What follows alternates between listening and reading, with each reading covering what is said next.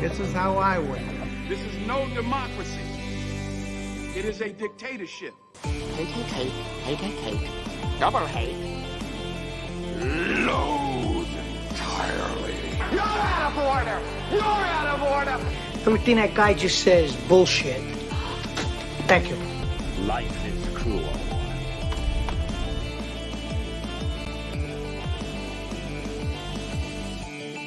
I don't give a what the deal was. The deal is now changed. Either you stay or you go. It's up to you. End of discussion.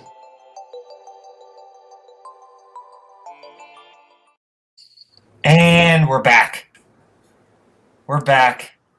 We're no longer on that weird hiatus because of Nazario family and Cameron Redshaw's wedding and other things.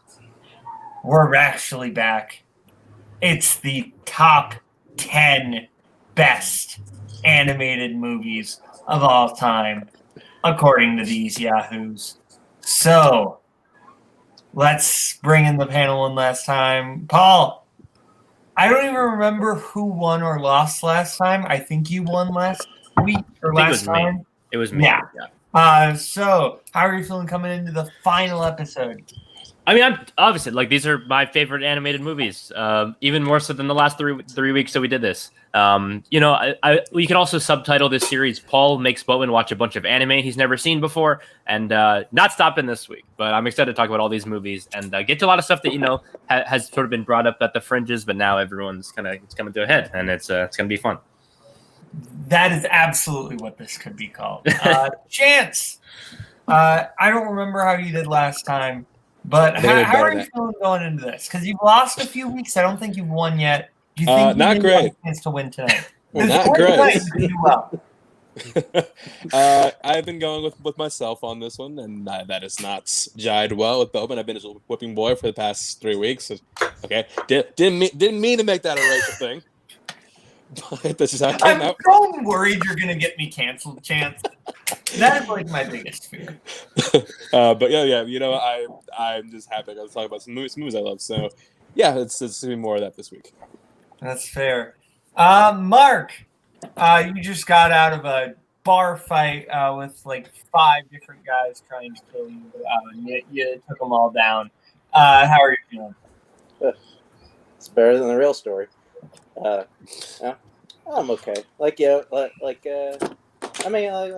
and Chance said, it's exciting. We're here to talk about our top 10. Even though from the hiatus we had, I feel like it would have been funnier if we just never did the show. We did 40, 30, 20, and just... We're going to cut off 20. That's you figure out the rest. Like the way My Name is Earl ended.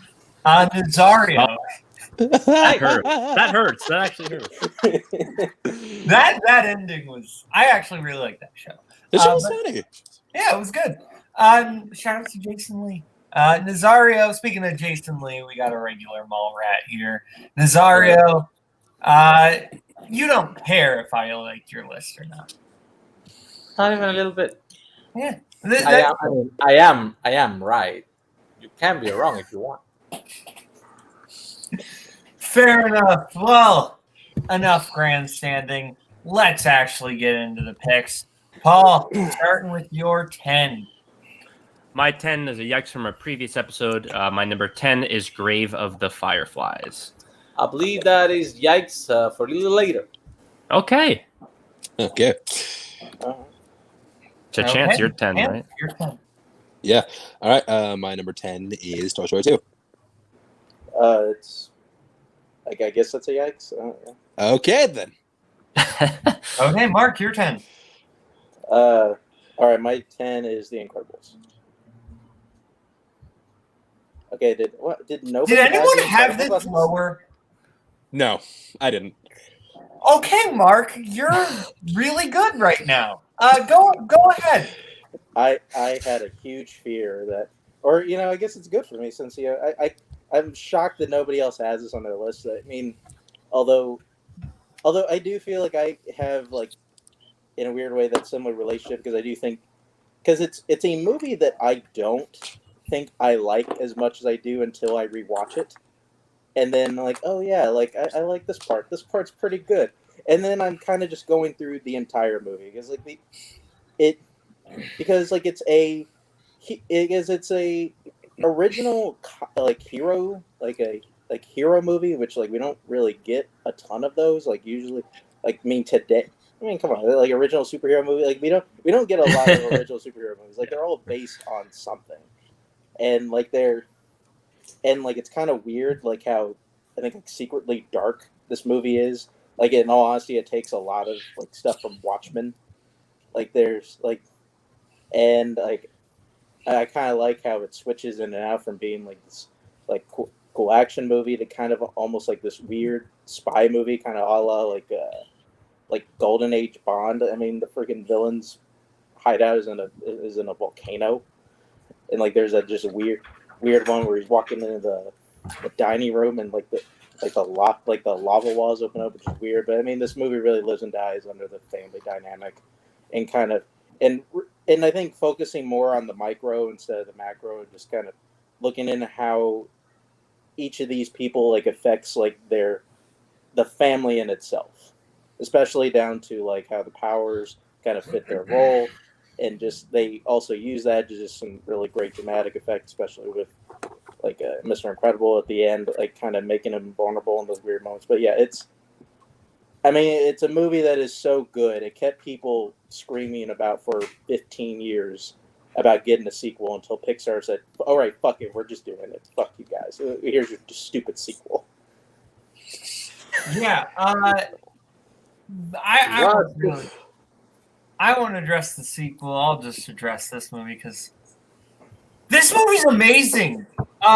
We'll get to what's wrong with the rest of you in a little bit, but like, this is legitimately just one of the most like clever, well-written animated movies of all time. Like, Syndrome is like top-tier animated villains. Not just animated villains, movie villains. I think Syndrome is actually a super interesting character, and like the dynamic between him and Mr. Incredible, where Mr. Incredible, they do set him up as like a little bit of a dick. Like, they're not afraid to do that, but like not to the point where he's unlikable to the audience. We still like and care about Mr. Incredible, but I think Syndrome really, his storyline has almost gotten better with age as nerd and fan culture has gotten more and more obsessive. It has really improved with age. I think there are just so many funny, brilliant moments in this movie, from Super Suit to everything with Edna Mode to Kari the babysitter. Like this movie, from a comedy perspective, is great. From an animated action perspective, the action is actually really good, which I don't know you can say all the ways for like these kind of animated action movies. Like the dynamics of the characters and how like their attitudes reflect their powers is really interesting. The voice performances are all great. This movie is just incredible. I can't think of any problems I have with it. I do kind of have a similar thing with Mark, where when I haven't watched the movie in a while, I kind of forget about how perfect the movie is. But then when I rewatch, I'm like, oh yeah, the movie's incredible. So like all of you, you have. It's not like two of you have lesser Pixar on your list, whereas then The Incredibles, and Nazario doesn't. Nazario is the one who doesn't have lesser Pixar on his list. But Nazario has lesser movies on his list. All of you have movies that should not be on here. I'm not saying you have to have Incredibles in your top 10, but at the very least, should have made it somewhere within your top 40. Defend yourselves. No, it should not, because it's not in my top 40. Therefore, it should not be in my top 40, because I would be lying to myself. I really like The Incredibles. I watched it a lot as a kid. I think it's a great animated. It's a great movie. I mean, there are original superhero movies that come out, just nobody watches them. But it's great. It's got a great family dynamic. It's super fun. It's just not like one of my favorites. And this is like top 40. I fucking love this medium. So it's like there's countless movies that I love that are in here. I wouldn't say this like barely missed the list, but it was like relatively close. It was definitely in consideration, but they're just movies that I think speak to me more. And have like more meaning to me personally. So Yeah, Loving Vincent really demanded a spot on the list. it did. It's an original style of animation that other movies don't have. That's not another fucking Yeah, Pixar it's a movie. nothing burger of a story. You Chance, haven't seen it in like 4 years. You didn't even rewatch it for the show. I remembered enough about it. Yeah, for me personally, I feel weird relationship with The Incredibles. Like, I do think it's a great movie, absolutely. There's a period where I became like, it's a little overhyped. Like, I wouldn't put it in top 5 Pixar. Like, just for me personally, I still think it's great. Are there any movies that could thrown off this list but Incredibles? Absolutely, but I just wanted to take the opportunity to. Since I'm gonna mention enough Pixar movies that I love, anyways, I'd rather take the time to just shout out some other things I love. Chance, you have Dumbo at 22. Nazario. Yeah, I do. The claws are coming out early tonight. What the fuck is your point? You're all insane for not having The Incredibles. That's my point. Nazario. Is animated Fantastic Four a good movie? Yes. Is it as great as everybody thinks it is? Not really. It's my third best Brad Bird animated movie. So, it doesn't even, and also, honestly, I think Pixar was upping their game with every movie they were making until this one, because I think this is maybe about as good or a little less than Finding Nemo, which I actually really love. So, I don't know. People seem to go gaga for this thing. It's fun. I like it when I rewatch it. Jason Lee is amazing because it's Jason fucking Lee. But it's fine. Okay, People suck, Nazario. Well, let's keep your train going. What's your 10? Oh, it's to me? Mm-hmm. Wait. Yeah. Yeah. A better Brad Bird directed movie with Pixar in it. Ratatouille. Yeah, it's a yikes. Okay. Is it yikes? Yeah, it is Yeah. a yikes, yeah. Okay. Right. Paul, you're 9. My number 9 is a yikes from earlier. I think this is where it stops. My number 9 is Spider-Man Into the Spider-Verse. Okay.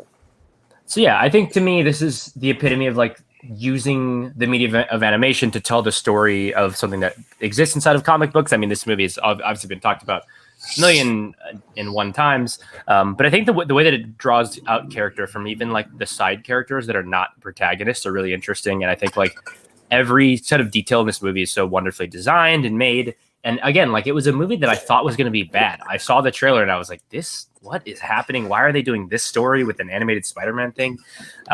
But I think it really gets to the heart of what like Spider-Man is as an idea and how, again, it can be anybody. And I love all those little touches of the different Spider-Man from different universes and everything.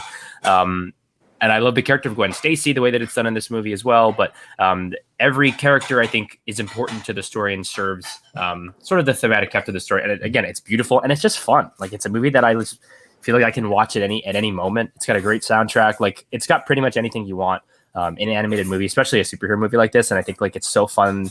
The way that it just feels like it's made with such heart and such a love for these characters that I just like. And it makes me super emotional too. When he's talking to his dad through the door, like I cry every time I watch this movie. And it's like, that's a lot of, and that's been a lot of times already. I saw this like 5 times in theaters, which is like pretty rare for me. And yeah, I just think it's a really special movie. All right. I believe everyone else had this. Or Yeah. I think I also had it 22. I had Chan? it a little higher, I think, on my list. I think I had it like 16. Okay, you go ahead, Chance. I'll take your word for it. But 18. 18 All right. where I had it. Okay, so yeah, with Spider-Verse, I think that this movie, as someone who's a big fan of comic books and just Spider-Man in general, I think this does a great job of just translating, much like a lot of movies, but not quite like this, translating a comic book to screen.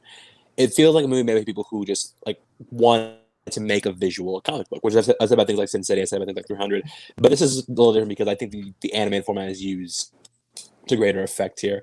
Like, and just the detail, like how some characters are animated on 1s, some characters are animated on 2s. It's where like you'll see like the random like verbal joke you'll see in the movie, like where someone will throw a bagel and somebody just says bagel. I think that's why I think it's got a lot of really great touches like that. I think the vocal performances are all excellent, and I think that much like another one, which I think we're going to talk about later, this really gets to the heart of what it means to be Spider-Man. I think Miles Morales is an excellent character. I love his dynamic with just about everybody in the movie. I think that like I think Paul talked about it before, but the scene with him and his dad at the door, I think is heartbreaking. And yeah, I think it has some of the best Spider-Man action put to film. Which, yeah, I mean, and like Paul said, like it uses the format of animation to just do everything they can with a premise like this. Because yeah, you don't have to worry about put the camera. You don't have to worry about training actors to do these things. You don't have to worry about it looking convincing with real people. It could just be what it is, and what it was. I love the color scheme of it. I just love the speed of it. I think that everything about this film is absolutely excellent. And yeah, one of my favorite comic movies of all time. Yeah, the glitch thing, you can't do that with like not animation. It's like this crazy weird. Anyway. Mark and Nazario, I think you both had it at the same spot, right? Yeah. Yeah. So Mark, just go. Okay.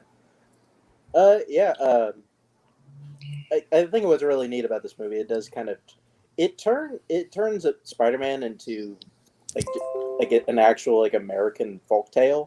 I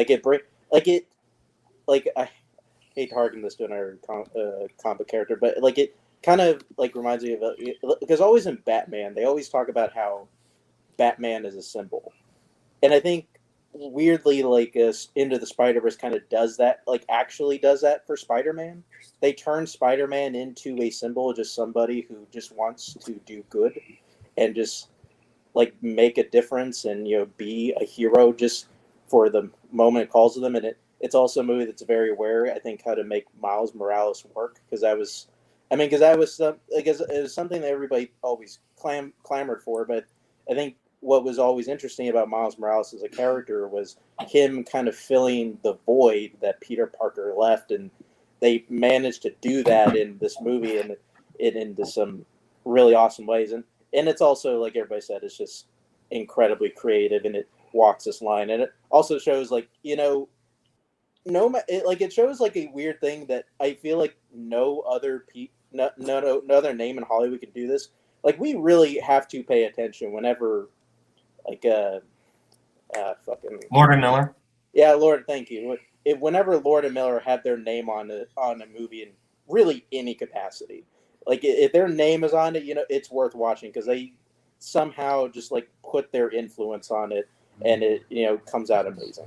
Imagine if Lord and Miller had their names on a movie and then it just got like taken off halfway through production. That would be insane. Nazaria. Everything they said is accurate. I'm surprised nobody mentioned the music yet, though. I did. Did you? I didn't hear you. Other than that, I love how imaginative this movie gets. I love the performances. The first time I watched it, and I figured out like that Peter B. Parker was kind of what they wanted us to think about the Tobey Maguire Spider-Man movies. I was a little disappointed that they didn't go ahead and get Tobey Maguire for it, but Jake Johnson then killed it. And I was like, fuck Tobey Maguire, this guy's best. I really like his performance. I really like the twist they do with some of the villains. I dig what they wanted to change with the Green Goblin, but I really love what they did with Dr. Octopus. Because Catherine Hahn, it's amazing. The one thing I would say knocks it a little bit down for me is like, I like the multiverse aspect of it, but I don't think it's like they have Peter B. Parker, they have Spider-Gwen, and the rest. They don't even get like a separate entry scene. Everything is like the three of them always together. And it's fine. I know the time restraints and probably the budget didn't allow for like they go that deep on it, but it just makes me more intrigued about what they could do with the sequel. So let's go. Yeah, I think the three of them are used the exact right amount. I think any more, they maybe would have gotten a little bit annoying. But overall, this movie's brilliant. I was kind of in a similar situation to Paul, where after the trailer, thought I was not going to like the movie. And then I just heard like the mad praise around it. I was like, okay, give it a shot. And yeah, movie's fantastic. The only thing I'm not big on the collider action scene towards the end. I just, for some reason, the action there doesn't work for me. I think there are other great action moments in the movie. It's just that one. I think it's just there's so much going on. It's kind of hard to keep track. It's a classic like third act superhero final battle problem that I think is like As we see, And is I always don't there. agree Yeah. with that, but I'm Yeah. not going to. I mean, it's better than the only. I hold that against every movie that has that problem. But outside of that, I don't have a problem with this movie. Voice cast, fantastic, from Shameik Moore to a perfectly casted John Mulaney, to Jake Johnson, who I think is doing a really good job. Lily Tomlin is an underrated Aunt May. She is great. And this movie just, I love what Mark said about basically turning Spider-Man almost to like an American folktale, because that's kind of what this does. The whole movie is just brilliant. I love Laurie Miller's style of humor. It just the kind of sincerely meta aspect of it just really plays to my sensibilities. So yeah, fantastic pick all around. You all had it, because if somebody didn't, boy. So Chance, you're 9. My 9 is The Night Before Christmas. That's Alright, a yikes. Never mind. He said it. He Nazario said it. You said it after you coughed after he. the time, I have no idea what the fuck I'm talking about. I did not. That's my bad. Cough. Mark, you're 9. Okay, my 9 is Toy Story 2. Oh, fair. Okay. Is this where it ends? Yeah, I think so. Okay, go ahead. Yeah. Try to make this one quicker. Yeah, I mean, as a whole, like, I really love the Toy Story franchise. It is, it's one that, like, I think is just overall pretty brilliant. It's also one that I feel like is really held near and dear to me. It's about time I spent it. I think just kind of, at least like to kind of belabor this on this one. I think the thing that I think really draws this one to me is like, I like how this movie, I think probably more so than the first one, it really leans into the parenting theme of at least what the original trilogy kind of goes with, and kind of making Woody like a pseudo dad to Andy, and how it kind of plays with the fact how it's pointing at the reality, at least for parents, of like, one day my kid's gonna grow up and he's not gonna need me anymore, and he's gonna be kind of going on doing things in his life. I'm not gonna be a big a part of it, and kind of what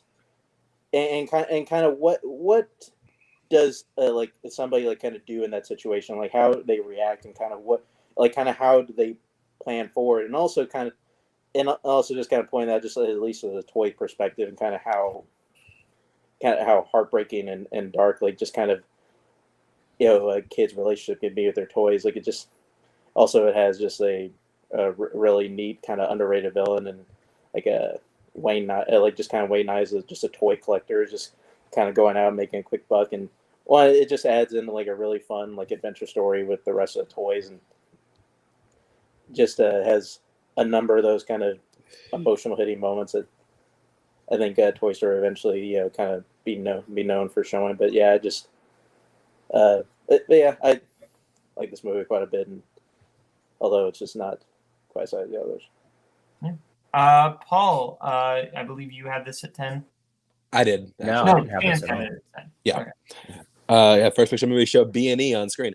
But I think that when it comes to Toy Story 2, I think that an aspect I really like about it is the theme of immortality. It's what really touching on with Woody's storyline. We find that like, hey, like I'm actually like I mean something to Andy is potentially moving on from me, and I mean something to somebody else. But if I choose this path, I won't get to do the one thing I love for the rest of my life. I'll be cherished for the rest of my life, but I won't get to do what it is I love.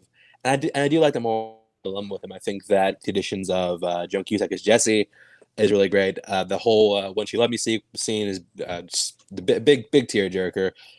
Also, caused Sarah McLachlan to definitely have a career with ASPCA. Thank you. But yeah, I think that there's a lot with the movie that's with a lot of Toy Story movies. Like you get the great writing, you get the great cast, you get a lot of good jokes with it, and yeah, I think that this is. I also love this series. Not the first. This is not the last time this being mentioned this series this episode, but yeah, I think that Toy Story 2, it used to be, I mean, it's still like to a lower tier. I still think that makes it an excellent film. And yeah, it's one I love. The only thing I'm not really sold on is I know people disagree with me on this one, but the whole twist villain of Prospector Pete being the bad guy. It's a little thrown in at the end. I think it's done better in a later movie, which I'll talk about later. Okay. Did Mario have this? I had it at 18. Okay. This is my favorite Toy Story movie. It shows some growth. I'm honestly not the biggest fan of the original Toy Story. I wasn't a child when it came out. I was already in my teenage years, so I was kind of like, eh.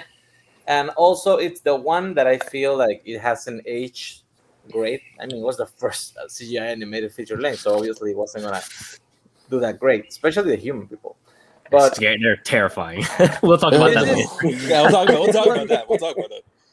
As this also hits me as a collector and a lover of toys in a different way that other people, because I have that constant fight every time I buy something I really love.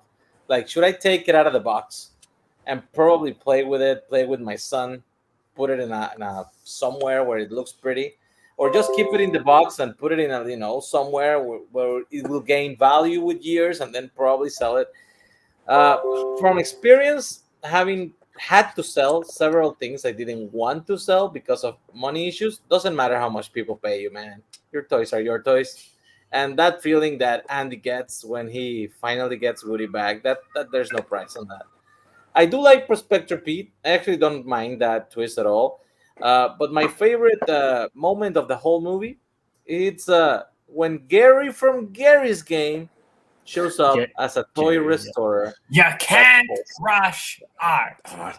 Beautiful and on point. That's like a weirdly cathartic scene. I can't explain it. Yeah, I really, really love this movie. It's great. Paul, you did not have it, correct? I did not. No, I did not. Okay. But Toy Story 2 is my favorite Toy Story movie. I love this film.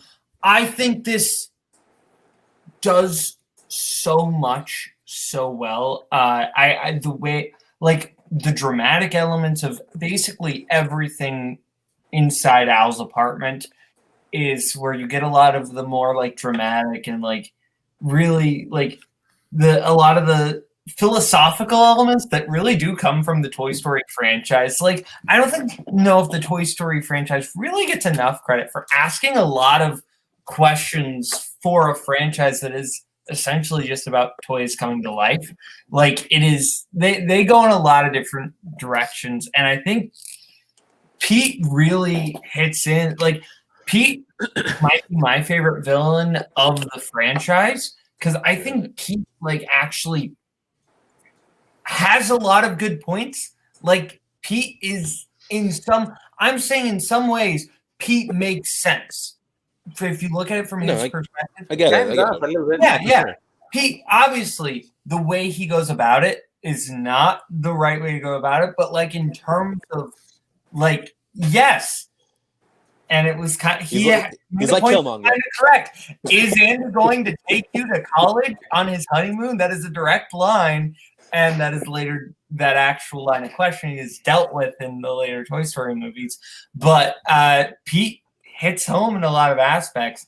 And the way he kind of resents Sputnik and the space age toy taking out the cowboy craze kind of reiterates some things from the first movie. There's also just a lot of really funny moments of the movie. Everything with Buzz and the rest of the gang from Andy's room is just really funny. And Jessie is just a perfect addition to this franchise. Joan Cusack, I think, is just one of the most undervalued actresses working out there. Like, she is so good in so many different ways, and she's perfect. She's great in My Blue Heaven. Yes, she is. I haven't seen My Blue Heaven, but fair. But Toy Story 2, easily my favorite of the Toy Story movies. Paul did not have this. Yeah, for one thing, Prospector Pete, you don't know what Andy's future partner is into, so you have no idea if he would have brought Woody on his honeymoon. I used to think this movie was just kind of just kind of mid, honestly, not just in terms of Toy Story, but just overall. But I've grown to really appreciate it a lot more. The two things that kind of keep it from being like a favorite for me is I don't really like Prospector Pete as a villain. I think like any movie that tries to make an obvious twist seem like it's a surprise, like that, it just doesn't really work for me. And I don't think I sort of get where he's coming from, but I don't find him a compelling villain. And then I just don't really like the song When She Loved Me. I think that's a well-made sequence, but the song itself, for some reason, has always not done it for me. Maybe it's the poison of the Sarah McLachlan ASPCA commercials. I have no idea. ASPCA. But there's something, I don't know. There's something about that song that has never that's kept me from totally emotionally connecting to that moment. I really love the scene at the end where they're at the airport. I think that's like an awesome kind of an action sequence, and there's so much crazy, frantic stuff going on. Yeah, my favorite sequence is honestly the one with Jerry fixing up Woody. It's like those satisfying YouTube videos where it's like people putting things in the perfect spot, or like there's something satisfying about the way that he's so skilled at his art. But yeah, those two really are my big hangups for keeping it like one of my absolute favorite animated movies. I've grown to really like it. It's not my favorite of the series, but it's no longer my least favorite of the series either. And it's a really good movie. Yeah, it's one I totally, especially like this wasn't one of the Pixars that I watched as much as others as a kid, so I think it doesn't have as much of a connection for me. So yeah. Garth just called My Blue Heaven better than Goodfellas, and I haven't seen My Blue Heaven. So can we put Garth on trial right now and tell him why he's right? I mean, that's just a thing people say it to be like, because it's similar and it's good. It's like you don't have to take it that far. Fair. Anyway, that was Mark's 9? Yeah, it was my 9, yeah. Okay, so Nazario, you're 9. A lot of overlap. My number 9 is Lilo and Stitch. Okay. Wait, did anybody had this before? Yeah, I did 23. Yeah. I think everyone had it, right? I didn't have it. Oh, okay, you're a bitch. Let this. Jesus Christ! This was very, very unexpected. This movie came in a transition period for Disney when they were not undecided, let's call it, between continuing like the old musical style 2D animation from the 90s and trying to dip their toes into 3D animation. They also decided to try to do more epic storytelling in a bit with like Atlantis and Treasure Planet, and it had mixed results, let's call it that. But then this came out of nowhere, the little movie that feels like it was drawn in watercolors and with a very simple story about an alien who was created to be a monster and learned to love. It sounds cliched as hell, but it's anything but. This movie is so imaginative and so freaking hilarious.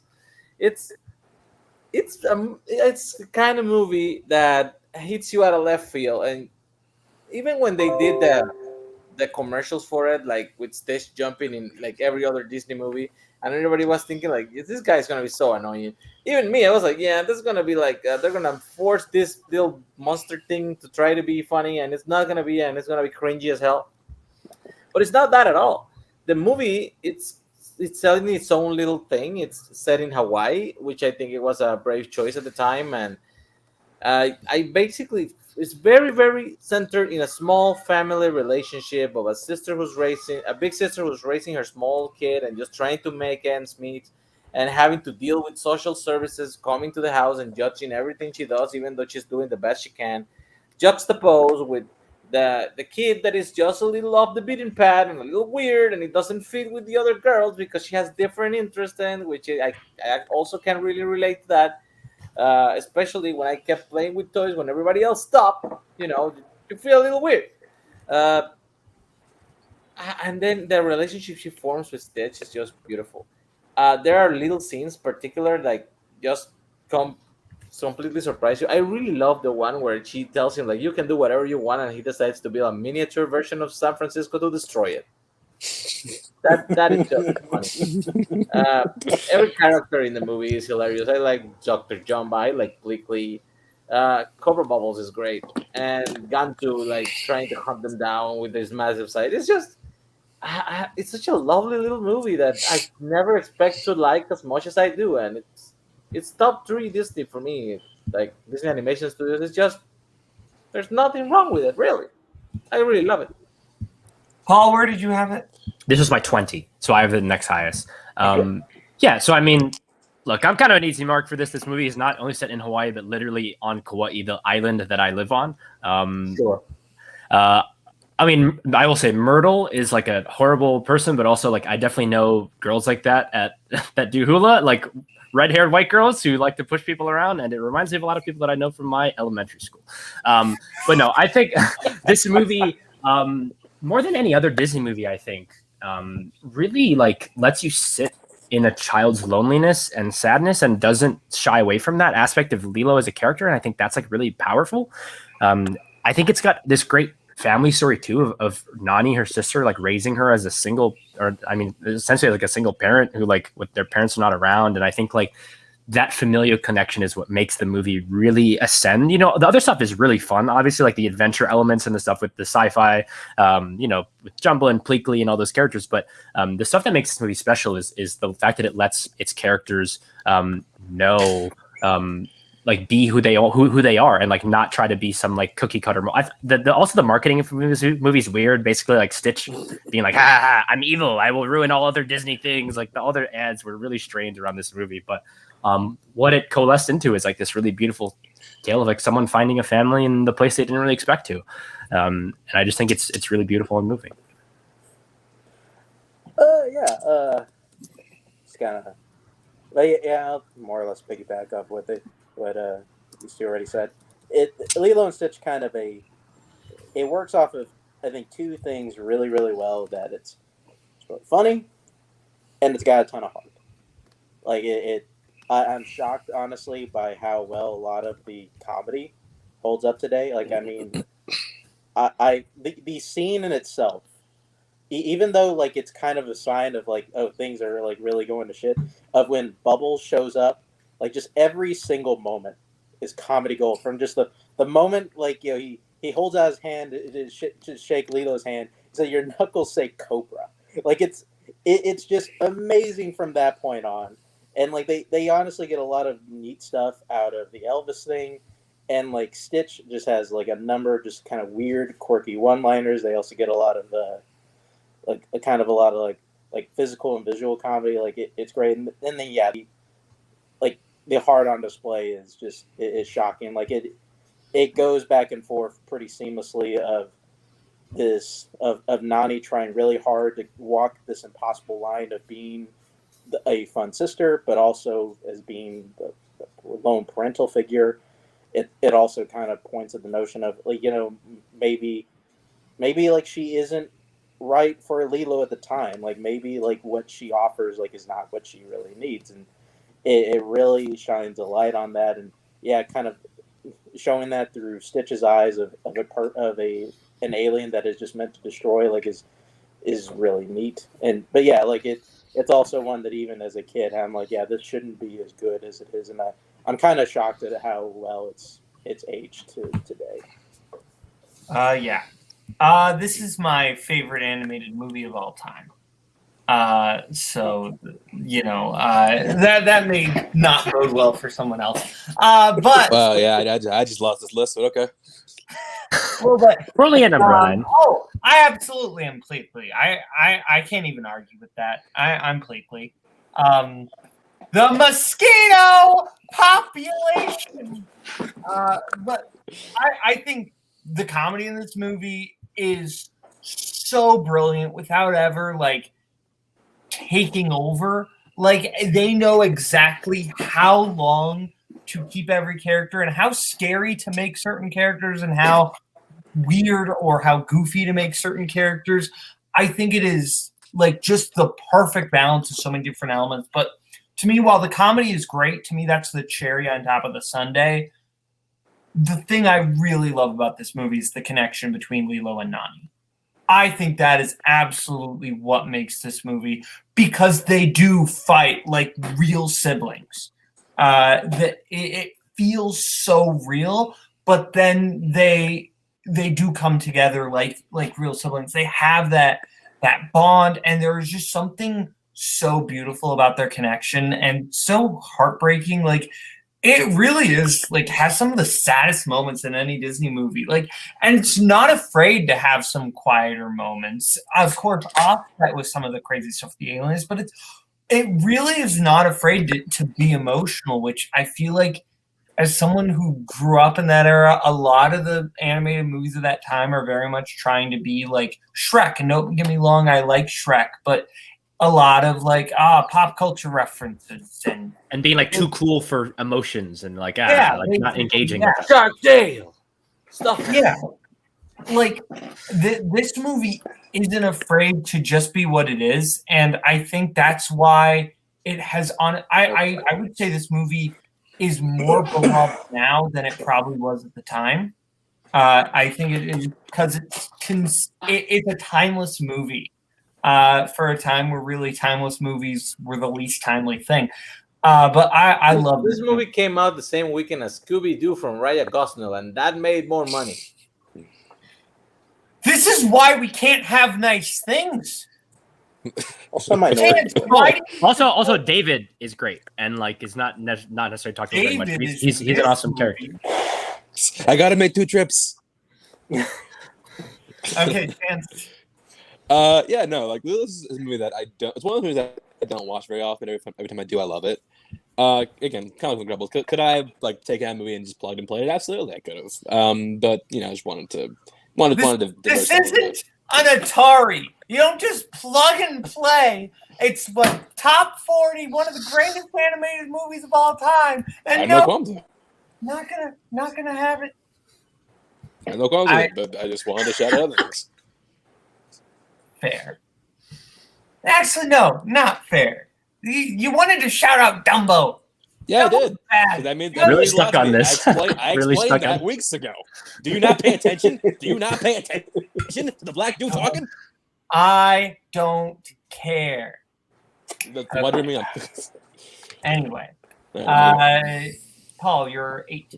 My number 8 is Fantastic Mr. Fox, which was a yikes from earlier. I believe this is where it stops. This is my favorite Wes Anderson movie. I think it takes his stylistic tendencies and his interests, and I think boils them down into a story and a medium that really suits all of those things. And the thing that I think his best movies have is this like melancholic remembrance of a past. That's why what this is Grand Budapest, I think, have in common. But I just love how these characters are so specific and particular. And they each have these eccentricities to them, but that's what makes them kind of endearing. The ending of this movie, like, really makes it really emotional. Weirdly, when they end up in the grocery store and the way they just look around at each other, and they just know that they're going to be okay. I think that's really wonderful. But again, I think it's also just really funny, and like it's full of visual gags, both visual and in the writing, obviously. But I just think that, again, like it's such a beautifully imaginative movie and distills all of his abilities into one form so well. All the family and the different animals, like they all have their own part to play in the heist that they do, and all these other hijinks and stuff like Whack Bat, like all these parts of the movie I think just make for really fun and revisitable. I watch this thing every Thanksgiving because I think it's the perfect Thanksgiving movie. And I just think it's an absolute delight and looks great. And the score is like one of my favorite animated scores. I think it's such a beautifully gorgeous piece of music by Despois. Okay.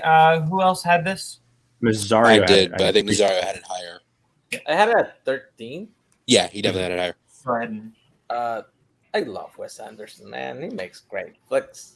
Ironically, not the Grand Budapest Hotel, though, but everything else. I put his 2 animated movies in this list because I love them both.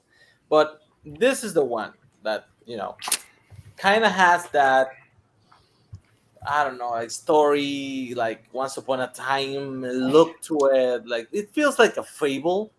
It's based on a Roald Dahl book that is just as interesting, but he added all the Wes Anderson things to it, and it makes it kind of really, really special. And the acting and the voice acting is so poignant. I don't know. It's like they make some choices and they stick to them. Like, I love Meryl Streep as Mrs. Fox. She is brilliant. I love Bill Murray in everything he does, but he especially looks like very, very dry in the Wes Anderson movies. And I really like that. Because you. It's great. Owen Wilson, of course, is in everything he does, and he's good too. I like Jason Schwartzman in this very much, and the Buns and Beans song that they do at the end, it's pretty great. The whole way the movie looks, it just feels like it feels like a pop-up book, and I really love it. It's one movie that I have seen with my kid like 20 times, and I do not get bored with it. Every single time I watch it, I just love it a little more. Yeah, I think there's a lot that works about this film. I think the stop motion is incredibly innovative. Of course, the guy Wes Anderson is gonna pick something like stop motion to tell his movie, but I think it also creates a great environment. It does very much for like a blend of like real world stuff with the rolled elements of the book. I think the cast is incredible chemistry. I think it's the fact that they did record all their lines in the same room, which is an incredibly uncommon practice for animated movies. And yeah, I think it's really smartly written. I love the whole idea that anytime they want utter obscenity, they just say the word cuss instead, and they keep that through the time. I think that's hilarious. I think Noah Baumbach, who I think co-wrote or wrote by himself. I'm pretty sure it's a co-wrote the script. Yeah, that's what I thought. I think they did a great job of doing this as an adaptation. I love Roald Dahl's book. I think they make for really interesting stories and make for great movies, and this is one of them.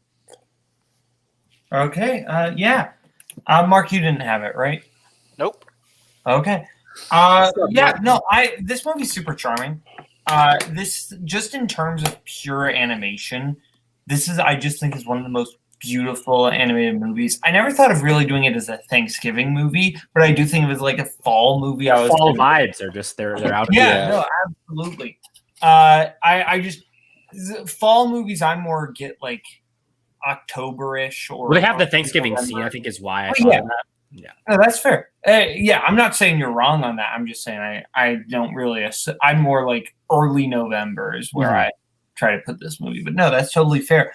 It's got that Wes Anderson like deadpanish humor that really vibes with me. I think that just it's also an animated heist movie, which there aren't enough of, and I really like those. More animated heist movies. We need more of them. Lupin the Third was a really good animated heist movie that we need more of.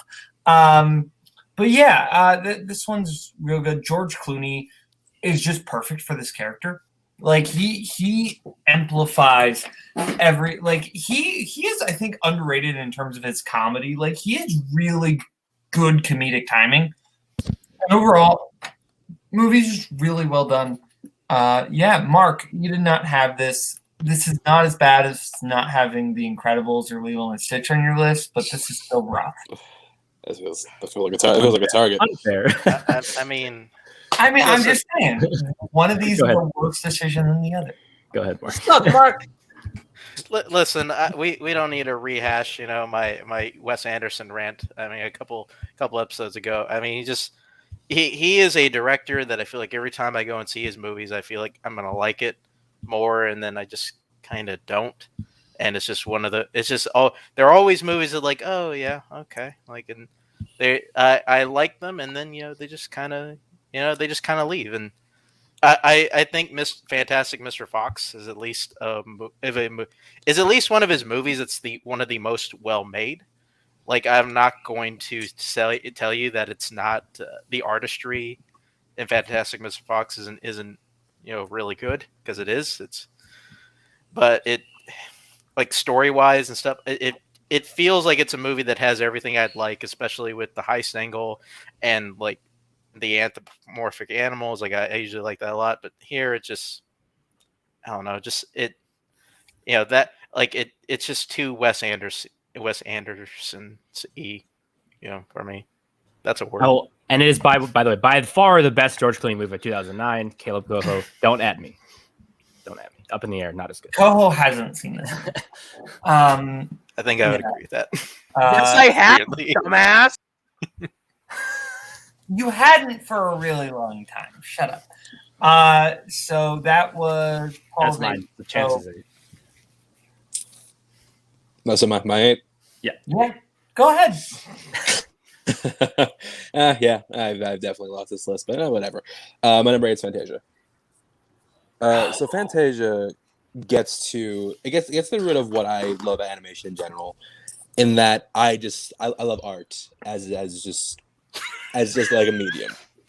No, like like Okay. you know what I mean, like classic art. I know. I get what you're saying. Just the way you said it was very Yeah. fun. Go ahead. No, so I'm a big art person. I love art history, and that's just thing that just appeals to me. And Fantasia is the movie that makes me feel most like it makes me feel like I'm watching an art museum play out. Not to mention, I love musical accompaniment. I'm a big scores guy, and I think the idea of having animators animate over incredible pieces of score, incredible pieces of music, I think was a really inspired choice at the time, especially at the time, because they're following up two massive successes with Snow White and Pinocchio, which was a few years after. So yeah, there's not really a whole lot to talk about as far as story goes. It's basically just a bunch of segments animated to collect pieces of music. But I do think that there's like what I like about this movie is the fact that I like the way they use music to convey an emotional experience, which I think that something the music can do is not a lot of movies, not a lot of things, not mediums can touch on, or at least don't do well. I think that it has a lot of emotional simplicity to it. I think that when they do go for story, I do think they're very easy to follow by the fact that there's literally no dialogue in any of them. Like Sorcerer's Apprentice has become an iconic thing at this point. My favorite one personally is the last one, Night at Bald Mountain and Ave Maria. I love the combination of the dark shadows and dark overtones compared to a song that's usually seen as a very a beacon of Christianity, a beacon of light, or a beacon of like good things. I think that's a really good juxtaposition to have in the last segment of the movie. And yeah, I know that this movie isn't for everyone. A lot of people find it boring, but for me, I think that I like the simplicity of it. I like movies with a lot of atmosphere, as you can see with the entire of my list. And I think that this movie is all of that. Like I said, I like most emotional simplicity of it. I think the animation is gorgeous. I think it holds up. And I also think that the presentation has a bizarre sense of humor to it in certain segments of it. So yeah, again, not gonna be a fan, but I do love Fantasia. This over the Incredibles, over Lilo and Stitch. This is what we're going with. Yeah, we are. I will get this out of the way. Night on Bald Mountain is incredible. That is the thing I will give this movie. That sequence is a beautiful sequence. It's scary, and then it morphs into the just haunting Ave Maria. Incredible. Sorcerer's Apprentice is iconic for a reason. It's really good. The opening one, I also really like. Just pure, abstract visuals. Great. I don't like the rest of the Toccata Fugue in D minor. That's the name. Yes. I don't like the rest of the segments in this movie. I think the rest of the segments are all not great. I'm just not impressed with most of them. You get the premise very early on, and then it's just like, oh, okay, this is just the thing. We'll wait out the thing to the next thing. Oh, okay, this is the thing. Wait out the thing. Wash, rinse, repeat. I think, I'll be honest, even though I think it's not perfect, Fantasia 2000 does it better. I think that one, there are just more consistent segments. Rhapsody in Blue is incredible. I really like Donald's arc. Like I just think that one has my problem with 2000 don't stem from the segment. Probably stem with the presentation, but whatever. Keep going. But to me, the presentation is like 10% of the movie. Not even 10% of the movie. It's such a small thing of that movie. I'll give you, if you do Fantasia 2000 with the other presentation, sure. But overall, I'm just this is so high. Number 8. Everyone else, Paul. Yeah, I love this movie. This was pretty close to making my list. I actually like the Rite of Spring. Is that the dinosaur one? Yeah, right. I really like that segment. That's the worst. What? I like it. I like that. I think a lot of it. I just really like the music pieces in a lot of this. So I think that stuff carries some of the visuals. But I think it's really. Again, it's doing different styles and it's doing different types of stories. And I think the stories fit the music really well. And I just find it really compelling and like a great audio visual experience. Again, like it obviously didn't make my list, so it's not like one of my favorites. But I really like this movie, and I think like the stuff it's doing, especially for like the time it came out, is like really like mind blowing. And I don't think I like every moment of this movie, but I think like the good parts of this movie are like better than the good parts of like most other animated movies. It just some of the other stuff drags it down a little bit for me, but I do really like this movie a lot, honestly. Mark? Yeah, I've never seen it. I've never really had any interest in seeing it, and yeah, there we go. Zaria. Appreciate the answer. This movie is too goddamn long. It's over 2 hours, and you feel it. That's the problem. Like segments separately, some of them work, some of them don't. You are wrong. Right of Spring, it doesn't work. Rite of Spring's great. Shut up. The Pastoral Symphony was racist, and they made it less racist. And I actually think Dance of the Hours is kind of fun. I like that one. I think the parts are better than the sum of its parts. Like the movie as a total thing doesn't really work because he overdid it. Disney went too far. He did the movie too long. He did the Fantasound that not everywhere could show, and you cannot really get that experience now anyway. And the one thing I would agree is that Fantasia 2000 like flows better because it's like 45 minutes shorter. Like you get what you get, and if you like it or you don't, at least it was over. This movie is a movie that begs to be loved. Is it significant in historical terms? Yes, it is. Does it have great segments in it? Yes, it does. But overall, I just don't think it works. I don't know. I don't love it. Okay. Now we go to Mark's 8. Yeah. Like some earlier, my 8 is Ratatouille. Okay, I guess that's answer. Yeah. I mean, even though I really wanted to hate Nazario's, third best Brad Bird movie, and I do got one ahead. Didn't realize that until you said it, but yeah, I mean this, I am shocked by how much I like this movie. It is a time in Pixar when I felt like as a teen I was growing out of Pixar. I kind of stopped seeing their movies in theaters. I mean, I stopped at Cars because it's fucking Cars. The worst time to stop that. Yeah. No, yeah. So much you missed. I'm seeing the movies after. Anyway. Yeah, I caught up eventually. But yeah, this Cars was not that bad. Y'all need to relax.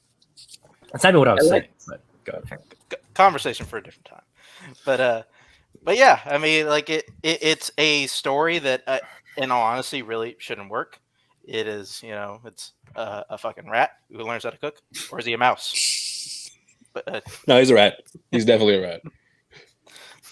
but yeah, but yeah, it's just such a strange story, but it's one that's injected with so much heart, and it's also just kind of has this really awesome theme just about people who just want to create and just be imaginative, and just kind of how just any great piece of art can come from anywhere. It doesn't really matter who it is. Anybody can make it. And it also has a thing that so few movies know how to do right, and this one probably does the best of any. They find the perfect way of how to make a critic a villain, because it feels like every movie that ever does it fucks that up, and it just kind of feels like every director is doing it. Listen, they're just angry that a critic doesn't like their thing, and they're just being pissy children about it. But this one, they find a way to make it integral to their plot and to their theme.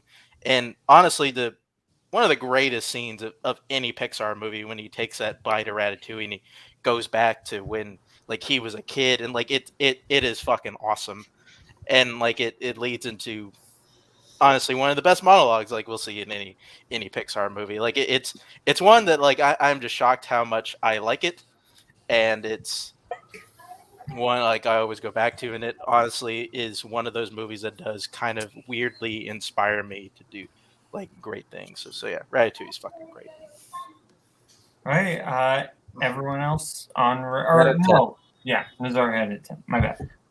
I think this is one of those movies that you don't really know where it's going the first time you watch it, because Pixar trailers used to be very vague. They used to come out like a year before, and usually they had like an animated segment that had nothing to do with the movie. Just announced it and just moved on. I had no idea where this movie was going, and to be fair, for like the first 20 minutes, I was like, okay, let's see what happens. But the movie gets better as it keeps going on, and they also find a way to animate food really beautifully. Like everything in this movie looks delicious, like which is weird when you have a rat in the kitchen as your main character. There are some shots though that no matter how big they make the eyes of those rats look, it just fucking looks awful. Like when all the rats break through the ceiling at the old lady's house, or when all the rats are in the kitchen at the end of the movie when they just show up like this when the health inspector shows up. You're like, yeah, they're rats. That's not nice. But I want to give props to the Antonigo character. This movie also has one of the biggest leap of faith I think that Pixar has asked of us, and it's the fact that a rat can control a human by pulling his hair. But you just have to go with it. That's the biggest leap that has taken. To me, that is like really. That's insane. It is insane. That is wild.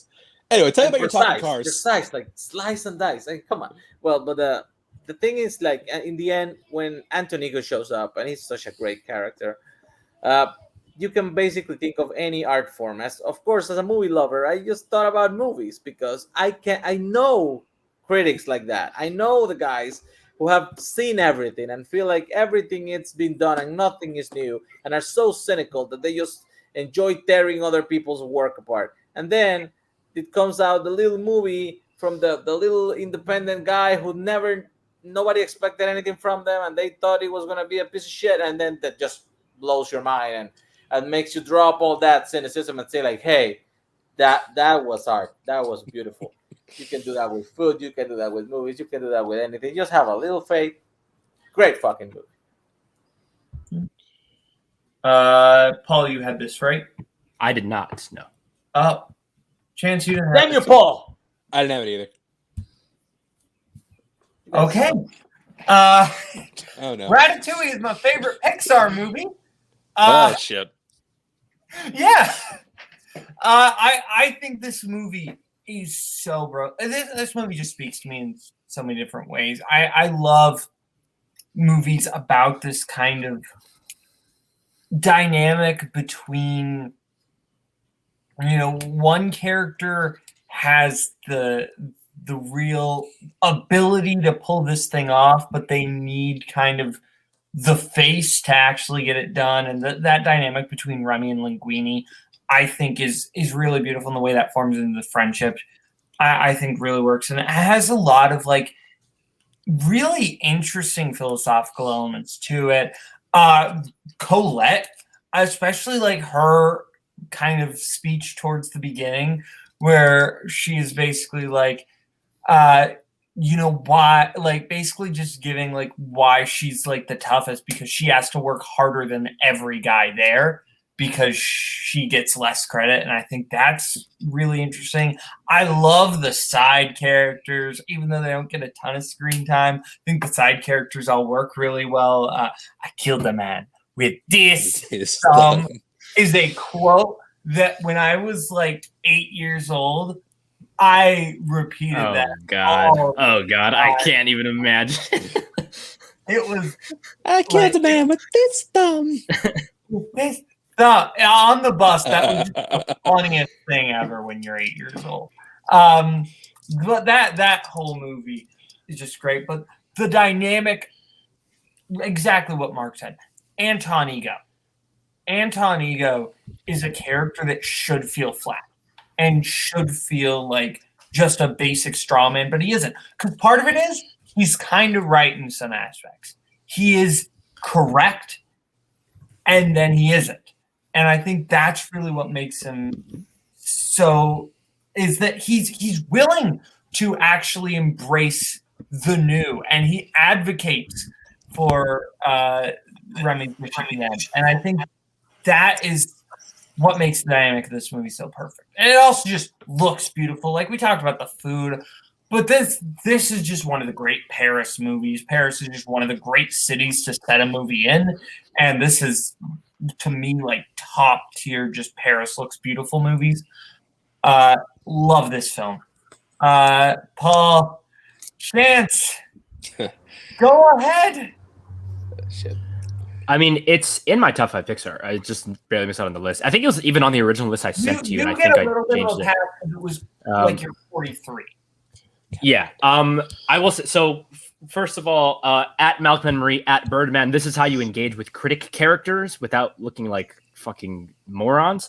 Number 2, if anybody, oh, yikes. Number 2, if anybody's curious, there's this studio called, God, I think is it Toyland Video, who does these knockoff versions of animated movies, and they have a version of this called Ratatouille. You can find it on YouTube, and it's the shittiest animated movie I've ever seen, but it's fucking amazing, and it's so bad. It's worth watching. It's like what they do is they watch trailers and they try to make their own versions of guess what the movie's about. That is an insane project. But no, I think this is a great movie. I think the Anton Ego character is like one of the great Pixar characters. I guess the stuff with Linguini is a little bit. I don't care as much about that as I do. I think some of the rest of the stuff the movie's doing. Anytime Jeanine Garofalo is like being a bossy character who's telling people what to do, that's always great to me. But yeah, it makes Paris look beautiful, but it's not really Paris. It's just like City X that like kind of looks like Paris. I feel like it doesn't engage with the city. I think would have been interesting to see it like have some cultural stuff more in there. But I think it's a great movie. Again, there's only 40 slots. Decided to give it to some other stuff and just barely missed out for me. But it is a very good movie, obviously. Chance? Damn, I can't get a break on this show. Bubba treat me like FEMA did. So, anyways, with Ratatouille is great. It's one that actually, funny, I did watch while I was going into Paris a few years back, and I forgot how much I really loved that movie. It's just, yeah. Well, I mean, like maybe Paris, maybe think of it. But yeah, so it's sitting a little outside my Pixar top 10, even though I do think it's great. But Pixar for me is just like it's a you pick 'em, and there are just things I like better and things I thought were more interesting picks from my list. So yeah, that's why Ratatouille's on the list. And even if it cost me the list, whatever. Or cost me the. Oh, you're not winning. I know I'm not winning. That's out of the question. I just don't want to lose. That's my goal. I just don't lose. Well, we'll see. You're not looking good, but we'll see. Still got 7 spots left. Don't like that. So who's next? Nazario. Yeah, Naz. My 8 is a yikes from earlier. Grave of the Fireflies. Okay. This movie, man. What can be said about this movie? I don't want to spoil it for people who haven't seen it, but basically, it's like an animated version of a small town in Japan during the tail end of World War II, where like basically the war was about to be over, and yet the enemy, as they are referred to, they never actually like specify. The enemy bombs the village, and during the bombing, their mother is killed. It's a teenage boy and his little sister, and then how they have to struggle to survive amid the chaos of this town life that has been turned upside down. They look for shelter with family, but they go to an aunt who doesn't really care for them and like sees them more as like a burden than somebody want to take care of. It's a very abusive relationship that they soon decide that they may be better on their own. And then the movie just unrelentingly shows the reality of a town destroyed by war, where 2 kids who basically have to fend for themselves and just to be able to survive have to deal with. The animation, it's as beautiful as things that you usually do with Ghibli, and yet you can never get. I mean, they look like anime Japanese cartoon character, but they feel so goddamn real.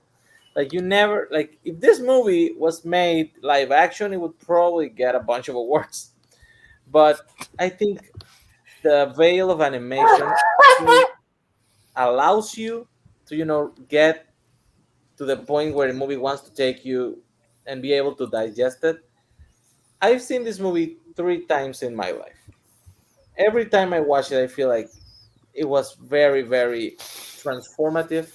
It's not something you just pop in the Blu-ray player or whatever and watch every day, but it is kind of life changing. So everybody should watch it at least once. Yeah, this is. Yeah, so Well, I we're had still yeah. Sorry, my bad. Yeah. No, you're good. So yeah, I mean, this movie obviously has a certain reputation for being like super depressing, and it is harrowing, but I think it also has a lot of humanistic touches to it that I think like go beyond just simply being like overpoweringly depressing. I think Takahata as a filmmaker is someone I obviously is not talked about as much as Miyazaki, but I think he has just as much artistry in his films. And I think the score for this is incredible. And the composer like never worked again after this, which is really sad, honestly. But I just think this is an incredible movie that, again, it shows that this animation can be anything. And like, this is just a war drama. It's not like, you know, some whimsical tale or anything like that. And the scenes in the train station and in that open field and everything, like those scenes are just so gorgeous and beautiful. And they remind you sort of the fleeting nature of life. And how quickly that can, you know, appear and then disappear. Yeah, the aunt character is like one of the most evil characters to ever exist. She's terrible, obviously. But that's what happens sometimes in war. People don't act like their normal selves, and it changes the way that some people behave. And it's rare to see a movie from the perspective. It's rare to see the movie from the perspective of like the victims of a bombing like this, I think, in a way that I think like really lets you connect to them as people and as children, especially. Like that's kind of what makes it extra difficult. And it's just a gorgeous, gorgeous movie. Again, it's not something I watch a lot, but I just think it's beautiful. And like Nazario said, I think everyone should see it at least once. Yeah, and I had a little lower on the list, and this film was excellent. I was like the game on this one. But I'm kind of glad I waited because I feel like if I watched it younger, I wouldn't have fully comprehended the emotional weight of this film. But yeah, when I finally saw it, it was I was crushed, and I think that's and I don't mean that as a bad thing. I think that it really just shows you just the humanistic side of, you know, these what happened to these people. I think that the two of them have the really great bond with them the entire way. I think that. I always think back to the one scene where she's like with mud, like recreating food, and it can be like it's charming in a way that like she tries to stay positive, but like you also just like you feel bad because like you look at her like she's like they're so malnourished, like they just need they're so they these kids need help, and you just like it builds you up and rips you apart all at once. I think this film is excellent. It might be the highest. No, I'm sorry, Spirited Away. Spirited Away is the highest anime movie on the list. So. Yeah, I think this film is genuinely excellent, and yeah, if you haven't seen it, just I think you should watch it at least once. Yeah. Oh, you have? Yeah, I did. Yeah, I mean, whenever I went through my initial Ghibli watch, like it, I mean, this is obviously one that people talk. You just hear people who watched at the time, just nobody ever shuts the fuck up about this movie, and rightfully so. I mean, it's pretty great. And like, I think the thing that got me the first time that I saw this is that it's like it's the first movie, or I mean, I wonder like how many movies like would show this. It's one of the first movies that I've seen that like shows like the real like war effects on Japan, which is kind of weird because like Japan is probably of all World War II. It's the country that was probably affected the most by World War II. I mean, they got fucking 2 nukes dropped on them, and like we just kind of, and like nothing's like kind of shown in that one, which is you know really really cool, and like showing the story through 2 kids that are just trying to survive is, you know, it's really cool and just like super heartbreaking at times, and yeah, like like I said, I won't spoil it, but yeah. Also going through that, yeah, like Paul said a lot. Like Isao Takahata is not a director, is not a Ghibli director that gets talked about very much, and he really should be. I mean, the guy did, you know, probably like their second, third best film. Like, yeah, this movie's incredible. Yeah, this is a tough watch. There's a reason I've only seen it the one, because that one kind of broke me, and then immediately after I watched a different Ghibli movie that we'll talk about later, and that was the perfect thing to watch immediately after, because I definitely recommend if you're gonna watch this movie, watch it where you can put something happy afterwards. Have a chaser. Have a chaser. Have a chaser. Have a chaser. 'Cause, I do want to say, Adelaide Spence, you're a terrible person. If you remember what Adelaide Spence said about this movie, I remember. Oh God, I forgot about that. I literally forgot about that. that was rough. You basically all hit the nail on the head. And anything else, I'd just be rambling. It's a beautiful film. Sad. Fuck them kids. Adelaide Spence 2020. Yeah. So next, that was Nazario's 8. So we're at Paul's 7.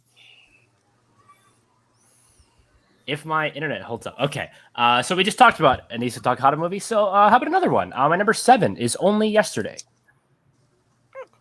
This is a story of a young woman who she's 27 years old, and then she has this journey where she revisits the memories of her youth, including a lot that have to do with going to the countryside. This is not a Merrily We Roll Along adaptation, surprisingly enough.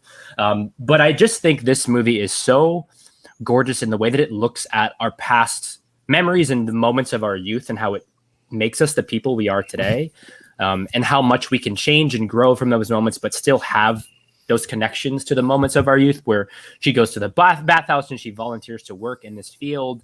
And again, this movie, like, I love that in her old memories of her as a kid, everything is kind of washed out. Like, you don't see the full detailed backgrounds. It's just kind of the outlines and the people.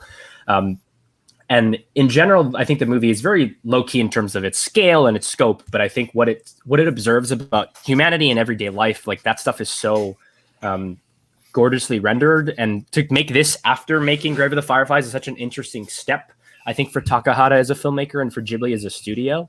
But again, like, it's a beautiful movie, and the ending like wrecks me every time. The moment on the train where there's all the people there, I find that such a perfect moment of self-actualization, and that stuff's incredible. Again, all the little details of her youth and the times that, these connections he had with people and different places. Again, it sounds kind of abstract, but I think the movie does feel a little bit dreamlike, which I guess is a quality that I love in animated movies, is when it feels like a distant memory or like a dream that you can't quite get a hold on. But I think this movie is incredible. It's this, again, as always, Ghibli, the music is immaculate.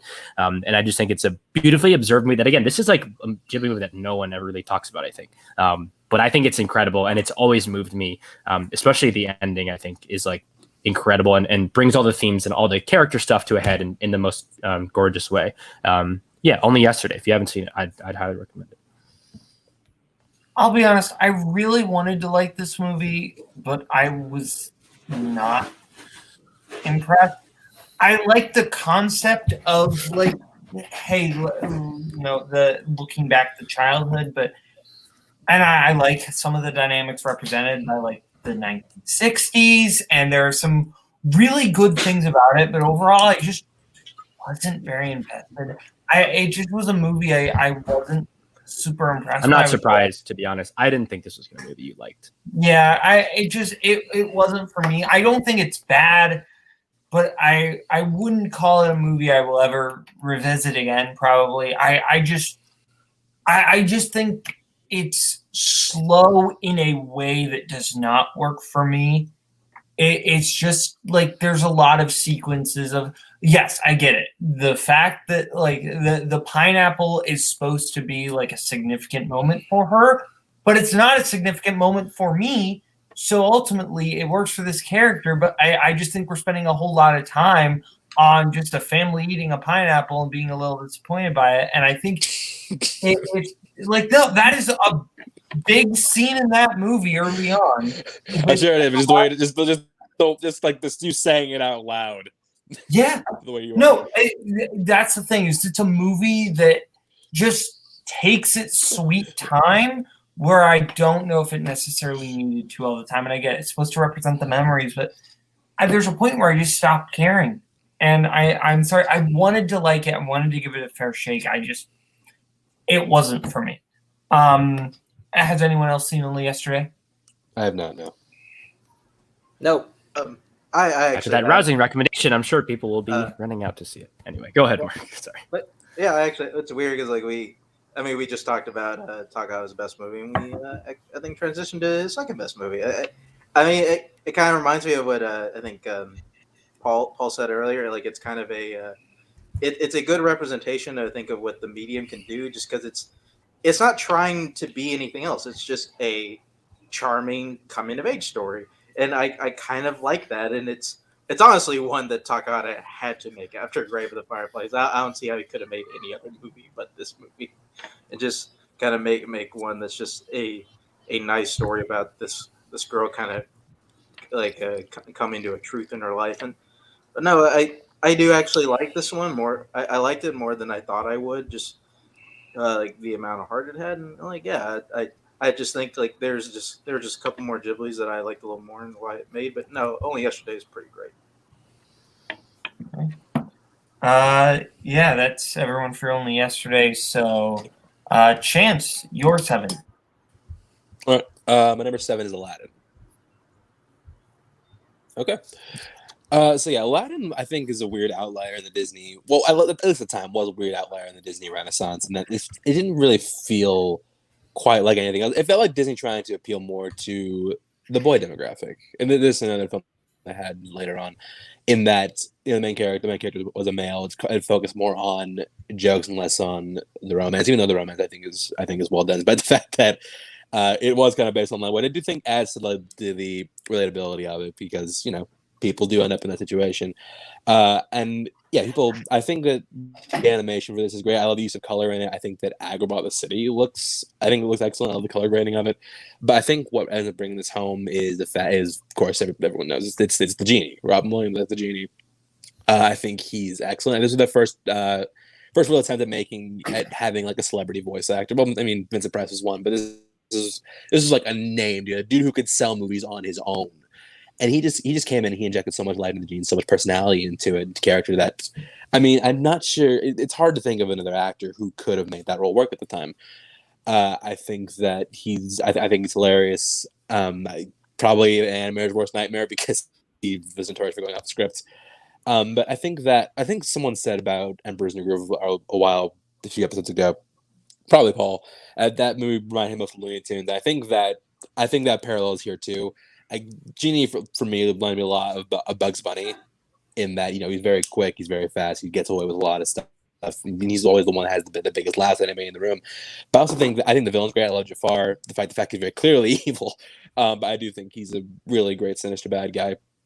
Music's excellent. So many great songs. Friend and Me, not Part of Your World, fucking Whole New Worlds, Arabian Nights, Prince Ali. I think that there's a lot of the music is fantastic. I love what Menken did with this particular soundtrack, and yeah, I think it's got a lot. I think it's ultimately got a lot of heart to it. It's one of my favorites. It's one of my favorite of the Disney Renaissance, and yeah, that's my list.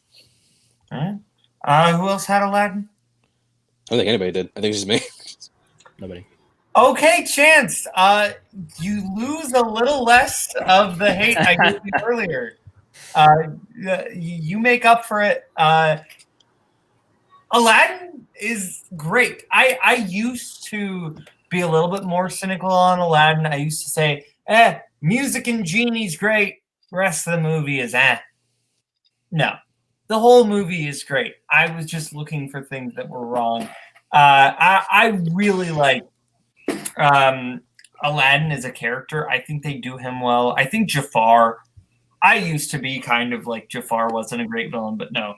Jafar is just so weaselly menacing. Like, he's not like a lot of the other Disney villains of the Renaissance era are these kind of big, empowering figures, whereas Jafar is just a weaselly little bitch, and I think that's what makes it very entertaining. Because he's just this weasel. He just works behind and just usurps everybody. And I think that's what's great. The movie is. The songs are incredible. The animation style, I really like the purples and the blues and the golds. I really like the color palette of this movie. And what can you say about Williams that hasn't been said? Like, just the greatest voiceover performance of all time. Up there for sure. Everyone else, really, no Aladdin. Some of you had TV adaptations, and animation my girlfriend loved. But no Aladdin. Oh yeah, as the person who I don't think was addressed by either of those two digs, maybe not. I don't know. I you have a TV adaptation? But not one of the bad ones. I really like most of the soundtrack. I don't really like A Whole New World. I think it's kind of a really generic ballad, to be honest. And I think like the other songs are a lot. I love Prince Ali. That's like, I think, an incredible song. And like even like One Jump Ahead, I really like a lot. Like I listen to that song all the time. But that stuff, the Robin Williams performance is interesting because it's like, it's great, but it's such a weird performance that it almost like tilts the movie off its own axis and becomes like Robin Williams kind of thing more than like the rest of the movie. And it feels disconnected a little bit. I also think that, honestly, Aladdin and Jasmine are just kind of thin characters that I don't invest in a ton. I think on paper they're interesting, but I don't think their characters go in any way that I think is particularly fascinating.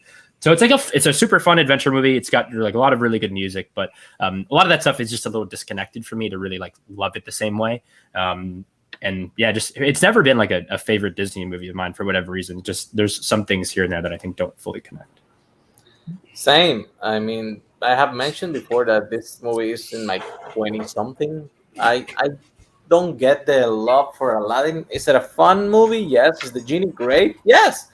But this movie is sandwiched between two of the best movies Disney's ever made. So it feels like a lull to me. It's fine. Mark? I mean, yeah, I feel like I came to this movie too late. I honestly didn't watch Aladdin until kind of like well into my 20s. And you know what? Like, I don't know, the way that honestly, like, you, Boatman, kind of started off talking about Aladdin is kind of how I feel about it. Like, you know, music's pretty good. Robin Williams, like, it injects life in anything he does. But, I mean, I just think the overall story is just kind of fine. I mean, it's just not a Disney movie that just really that just really gets me, and I think they've done way better. And as Ari also hit on the head too, it's put into two of the best Disney movies ever, and it does feel like a bit of a lull. Okay, Mark, you're 7. All right, I think this is where we're gonna veer off the path for a little bit. Oh boy! Oh no! Is Batman: Mask of the Phantasm. Oh, okay. Oh, okay. I was worried. To be honest. Maybe that's the next pick. But yeah, I mean, yeah, I've talked about how much I fucking love Batman. Like he's favorite character, and I it's weird because I think my brothers would always give me shit about not having this movie super high, because I mean, and I've kind of leaned more to their way of thinking, because it's, I mean, because even like I'll kind of rehash a little bit kind of what I said about the Lego Batman movie, just kind of where I feel like Mask of the Phantasm kind of points this about Batman's character at a more darker level, is that he not only like is he a guy that like he is a character that, you know, very very much shows off like this kind of this justice bound persona, but like he's also clearly like just kind of what this movie points at, he's also clearly a character that never expected to be happy again, like, which is just crazy to think about. Like, you know, when like basically like he kind of just fell to the assumption that, okay, my parents died when I was like a kid, and I'm never going to be happy again. Like it's never coming back.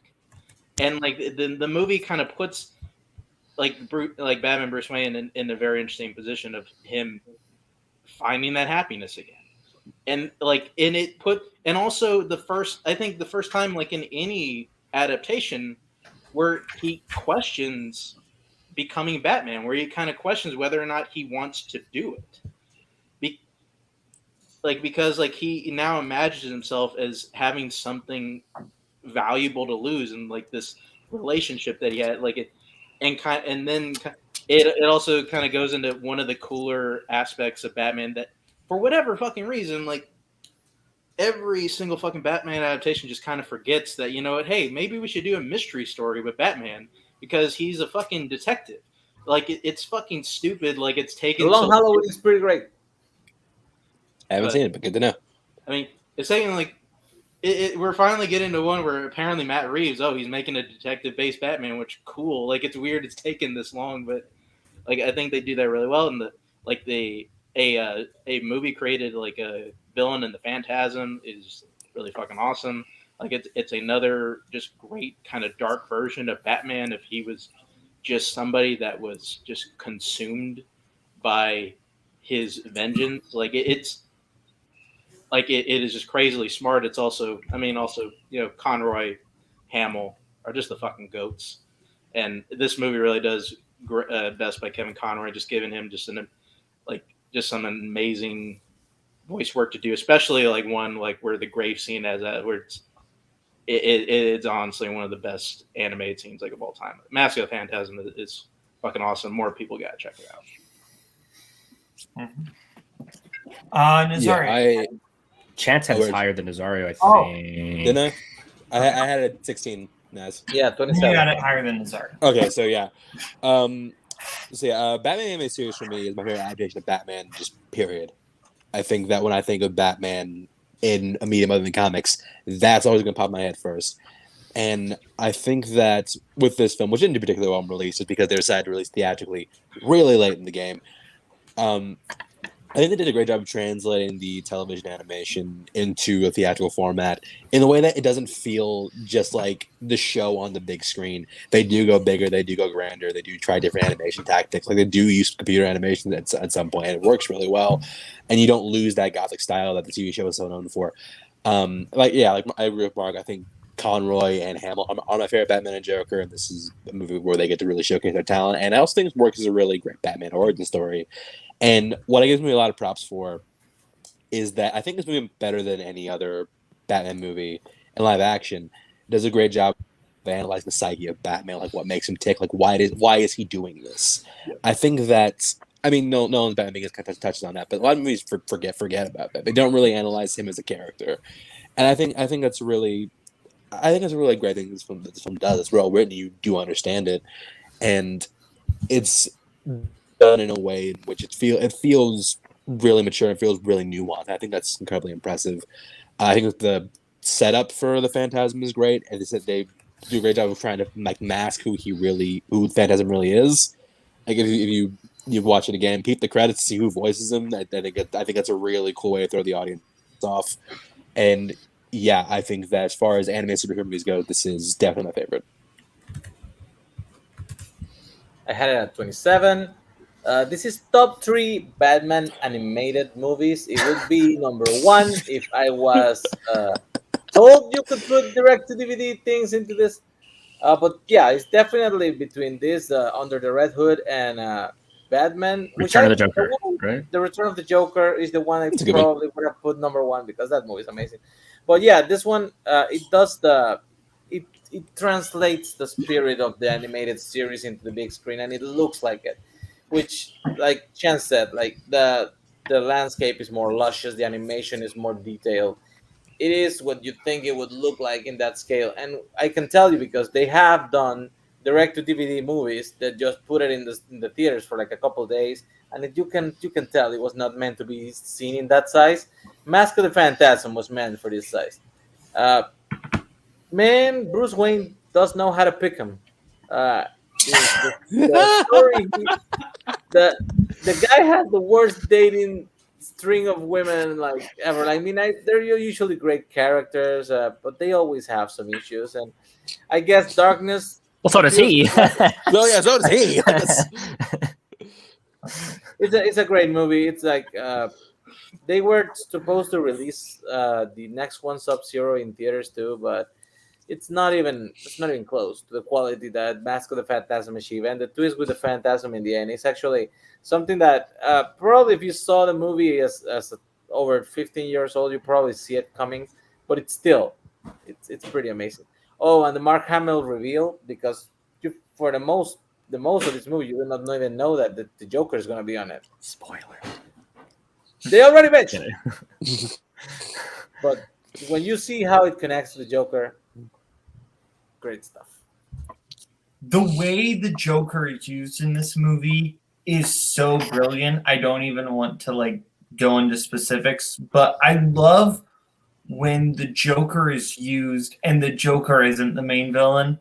I think like that's why like I liked Under the Red Hood so much, and that's why I like here. I think this Mask of the Phantasm is really good. I don't know why Mark was like a little nervous about this one. Mask of the Phantasm is a great Batman story and a great animated movie. It really does go back to the like crime thriller aspect of Batman, which is what I love about the Batman character. Mask of the Phantasm is really good, and I say that as someone like if there are people who haven't watched this because they're worried because they haven't watched the animated series. They might not like it because of that. Don't be. I have watched maybe 3 episodes, and I watched all of them after watching Mask of the Phantasm. I do really recommend, even though I've only seen 3 episodes of the animated series, everything I've seen from it is great. But did you see Heart of Ice? I have not seen Heart of Ice yet. Koho gave me ones I should watch, and I watched those. But yeah, Mask of the Phantasm. Excellent film. Paul, I believe you're the only one who didn't have it. Yep. Yeah. I think for me, what it comes down to is animated Batman. I've always really gravitated to Batman Beyond. I love Batman's relationship with the younger figures in his life, so whether that's Robin, whether that's Terry McGinnis, obviously in Batman Beyond. That stuff is like my favorite Batman stuff, especially in animated medium. I really like Mask of the Phantasm. It feels a little slight to me, I guess. I think the Joker reveal, honestly, in Return of the Joker is like even better and wilder. If you guys haven't seen that one, obviously the movie's called Return of the Joker, so that's not a spoiler. But again, it's a super fun movie. Animated series is great. Just never been one of my favorite movies. Now that one I didn't see coming. Yeah. All right. So your next one is Nazario. My number 7 is the Lego Movie. Oh, that's right. Damn. I've always been a fan of Lego. It was my favorite toy when I was a kid. Then I forgot about it when I was in my teens and 20s because that happens. And then the Nickelodeon show came up in 2012, and Lego got the license, and my sister-in-law decided hey, it would be fun to give the guy who likes some action figures this little sewer playset where he has to build it. And I was like, I haven't built Lego in such a long time. Let's see what happens. That was a big mistake. My bank account drained. You had a relapse? Immediately. As soon as I started... I relapsed because of you. As I just started clicking the bricks together, the magic just came back. And when they told me 2 years later that they were doing a movie, I was like, I mean, it's bricks. How do you make bricks interesting? Well, they found a way. Ryan Johnson found a way. Sorry, go ahead. Gordon Miller, God damn it. They found a way to make this little world, which is the most intelligent thing they could do. They just put it on the point of view of imagination of a child. And you watch the movie, and if you just watch it for what is being presented for the longest part of this movie, which is a fantasy coming about toys that change from dragons and westerns and futuristic societies and kitties with colorful castles in the sky.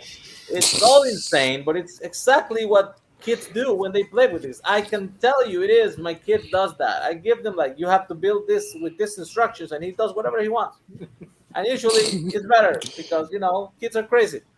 And then it just, I was engaged. They give you some hints about what's really going on during the movie. The icons they find, they have a museum of stuff, and you're like, that's kind of clever. Once you see where it's going, though, it just turns, and you realize that, hey, this is kind of perfect. And I have mentioned this before because I've had this in my top 2010 animated movies.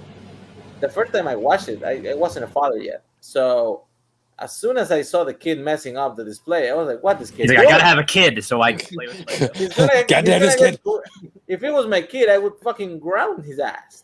Don't touch the thing. It has a sign. Go get me a Switch and make it out of Legos. And then when I rewatched it, having had my own kid, and I saw the same thing, I was like, I'm watching the scene. He's 3 years old. And then the guy's like, stop touching my things. Look, go. There's your toys in the corner. And I see the pathetic little pile of random bricks in the corner. And then I look at my corner and I see a little pile of pathetic Duplo bricks. I was like, I became Will Ferrell. Chance, I Great believe movie. you're I love the person to have this movie. Yeah, it's probably the biggest gap to have between yikes because I had the 30 there. But yeah, I like Azaria. I grew up like Lego was my favorite toy. Like, I used to always get them on my birthday, any special occasion I would get a new Lego. But yeah, I think this does a great job about bringing on the aspect of people remember about Legos. People like were fond of like the fact I like the fact that the master builders build thing without instructions, because when Lego was first introduced, they didn't have instructions. It's like here's a box, a bunch of bricks in it, here's a picture of what's supposed to look like. Figure it out, kid. But I do think that they did a great job of making one movie that could easily have been a feature-length commercial, and bringing a lot of heart to it, bringing a lot of brains to it, bringing a lot of smart writing to it. I think the cast is incredible. I think Chris Pratt's great as Emmett. I love Liam Neeson as good cop, bad cop. I think he brings a lot of laughs to it. Probably mostly brought in his career. I think he's hilarious in the film. And yeah, the ending with just being a father and son story about the son trying to be a part of what his life is, and the father neglecting because he believes in order, believes in conformity. I think that's really powerful. I think Lord and Miller did a great job of adapting this to the big screen. Like I said, it could have easily been a cash grab, but they decided to go the extra mile, and I do think that's something that should be commended in this case. Yeah, I love the Lego Movie. I think the Lego Movie is just such a brilliant little creative movie. It feels like it should have been awful. It feels like it should have stuck. But they put so much effort and thought and care into everything. Don't cry, Mark. I love the world. I love the characters. I think Emmett is really he is such a purely optimistic character, but not in an annoying way that really I think that really works. There's just a lot of really funny jokes, and I love the way this movie subverts the chosen one narrative, and the way it does that I think is so clever. It really is just such a brilliant film where it's got that Lord and Miller meta but sincere that I just really love. Lego Movie's fantastic. Mark, why didn't you have this on your list? I think I mentioned this with the Lego Batman movie before. I think the humor is just too frenetic for me at times in this, and it's really chaotic, and it's like the pace is just a little too much for me to really click with it. I think it's like so many jokes being thrown at you that it's overwhelming for me. Most recent time I watched it, I did like it more than I did the first time, because I was really like not into this movie at all the first time I saw it. I think I mean the artistry is incredible. Like the visual things they do with this movie are like really, really astounding. I think I just for the story and like what they're doing with the character of Emmett, like I like the idea of it, but for some reason it doesn't hit for me. And a lot of the humor again is just like it's just not exactly my kind of humor. So this has never really been a favorite. Yeah, it was great though. Mark, I like this a lot. I knew I was gonna have Lego Batman was making the list, and so I was like, you know what, if Lego movie's gonna be on, it'll be late 30s. And Ninjago's number 2, so you gotta have that one on there. yeah, that's what I got. I honestly I think like kind of like the coolest thing that this movie shows is how Lord and Miller are just the fucking kings at taking horrible ideas that should never be tried at all, and then making great movies out of them. Somehow. You're absolutely right. All of the movies that they have made should suck. They really should. They have not made a movie that on paper sounds good. And I think that's what's brilliant about them. But yeah, now we're on to Paul's 6. Number 6 is yet another movie from this director. And my number 6 is The Girl Who Leapt Through Time. So this is Mamoru Hosoda's follow-up to Digimon the movie, which is a very unexpected turn from him into being an auteur, an animated auteur. But this is about a girl who's, again, this is obviously the last time that it's about a teenage Japanese girl who goes through some weird experience with time on my list. That's definitely not a recurring theme at all. But it's about a girl who has a strange encounter, and suddenly she has the ability to reset time. And it's really about the ways that she chooses to use it and not use it, and what that says about her and her relationship to people. There is a really great friendship she has with these two guys where they go and play baseball together after school. And you see her trying to make her life better and, simple and, the ways a high schooler would, until she comes to realize that, maybe it's about more than that. Maybe it should be about her connections with people. And there's a moment in this movie where someone makes a confession to someone, and then there's like a no, reverse time. And then all of a sudden there's this pursuit to get back to that point. And that's what's really sad. And that's the part that really moves me the most. I saw this movie in theaters, and like the first time I saw it, and I was like an absolute mess, honestly, at the end of the movie. I've become really emotional. That scene they have out in the street near the end, I think is incredible. But again, like the relationships of the core characters are the thing that makes this movie so beautiful. And it has a very distinct art style that's not particularly like striking necessarily, but I think it gives a lot of personality to the characters and to the world.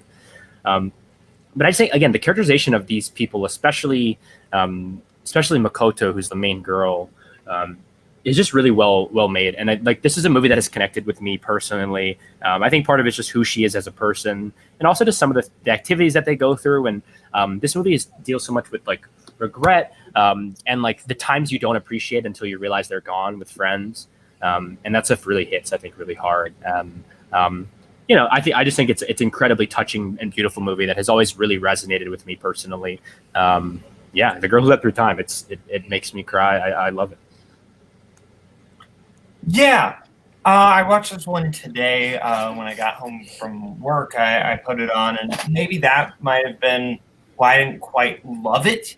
I liked it. I think it is a well-made film. I like time loop films in general because they're always going to work for me. But I guess I wanted this one to work a little bit more, but I do think it was really well done. I do like that is if I had time travel. That is a lot of the ways I would use time travel, is to just cover up for those situations where I have social regret. Because a lot of times that's why it's real. That is the way I would use it. About time's the most realistic use of time travel in a movie, of how someone would actually use it. But this movie is good. I think Quesada is just a filmmaker that, for some reason or another, either it's just all of his films are films that require multiple watches, and I'm going to give all three of the movies that were on Paul's list another watch through, because I think they are movies that I wanted to like. I appreciated more than I liked them, and usually when that's the case, it's a movie I just need to give another watch to really. He's got a new movie coming out soon. That movie's gonna fucking rule. So that's fair. But overall, I liked it. I would definitely recommend people check it out. It just wasn't one I fell in love with. Has anyone else? I don't think anyone else has seen this. I have not seen this one now. Okay. So, Chance, you're 6. My number 6. Getting a little brownie points from the judge before I absolutely destroy my goodwill. Finding Nemo. That's textbook pandering. Even if it was pandering, we gotta let him have it. The man is dying on the here. Yeah, it is pandering. Like I am firmly on the cross. You got to give me something. Say Albert. You don't even have to talk about the movie. Just say the words Albert Brooks 10 times. Albert Brooks. A Jewish man will appear in your apartment and question you about the nature of life and love. Larry David, what are you doing here? But yeah, no, I think with this, I like shrimp. Yeah, just a random fact about me. Just like when I was younger, I did have like a fascination with marine biology. I don't know what it is. I just had an obsession with it, and so I found I was making a movie about it took place like under the sea. I'm just like, okay, let's do this. And yeah, I think that with this, and I mean, I don't know the plot of it. It's just a father trying to find his son. But I think that it does a great job exploring the father-son relationship. Where like, yeah, I mean, anyone who's a father will immediately like some of that, like, feel this because yeah. Marlon is a character who he lost everything he could possibly lose except for his son. So obviously he's very protective of him. And, it just speaks to like what every father's thing where it's like, if I lost my son, I would do literally anything to get him back.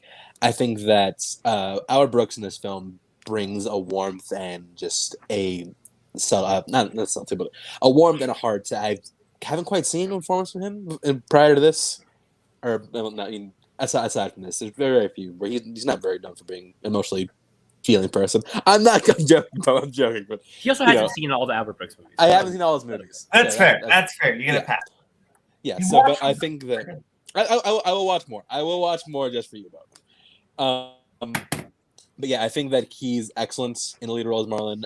Dory is a character who I think could easily be incredibly annoying. Maybe she is to some people, but I never find her annoying personally. I think that I like the aspect of like the characters they interact with on the way there. Like I think the stuff with the sharks, the tank gang, I think gets a lot of laughs. The cast is incredibly stacked with a lot of actors in just roles that are incredibly throwaway. If we're being really honest. But the fact that they've got them to come in and just have fun with what they're given, I think speaks to the prestige Pixar has. I think the animation is gorgeous, especially for the time. Like Water's thing is incredibly hard to animate. Just watch Bugs Life. You want proof of what I mean. It's not easy to animate. This is a movie that takes place that is central. Having water is central to the plot.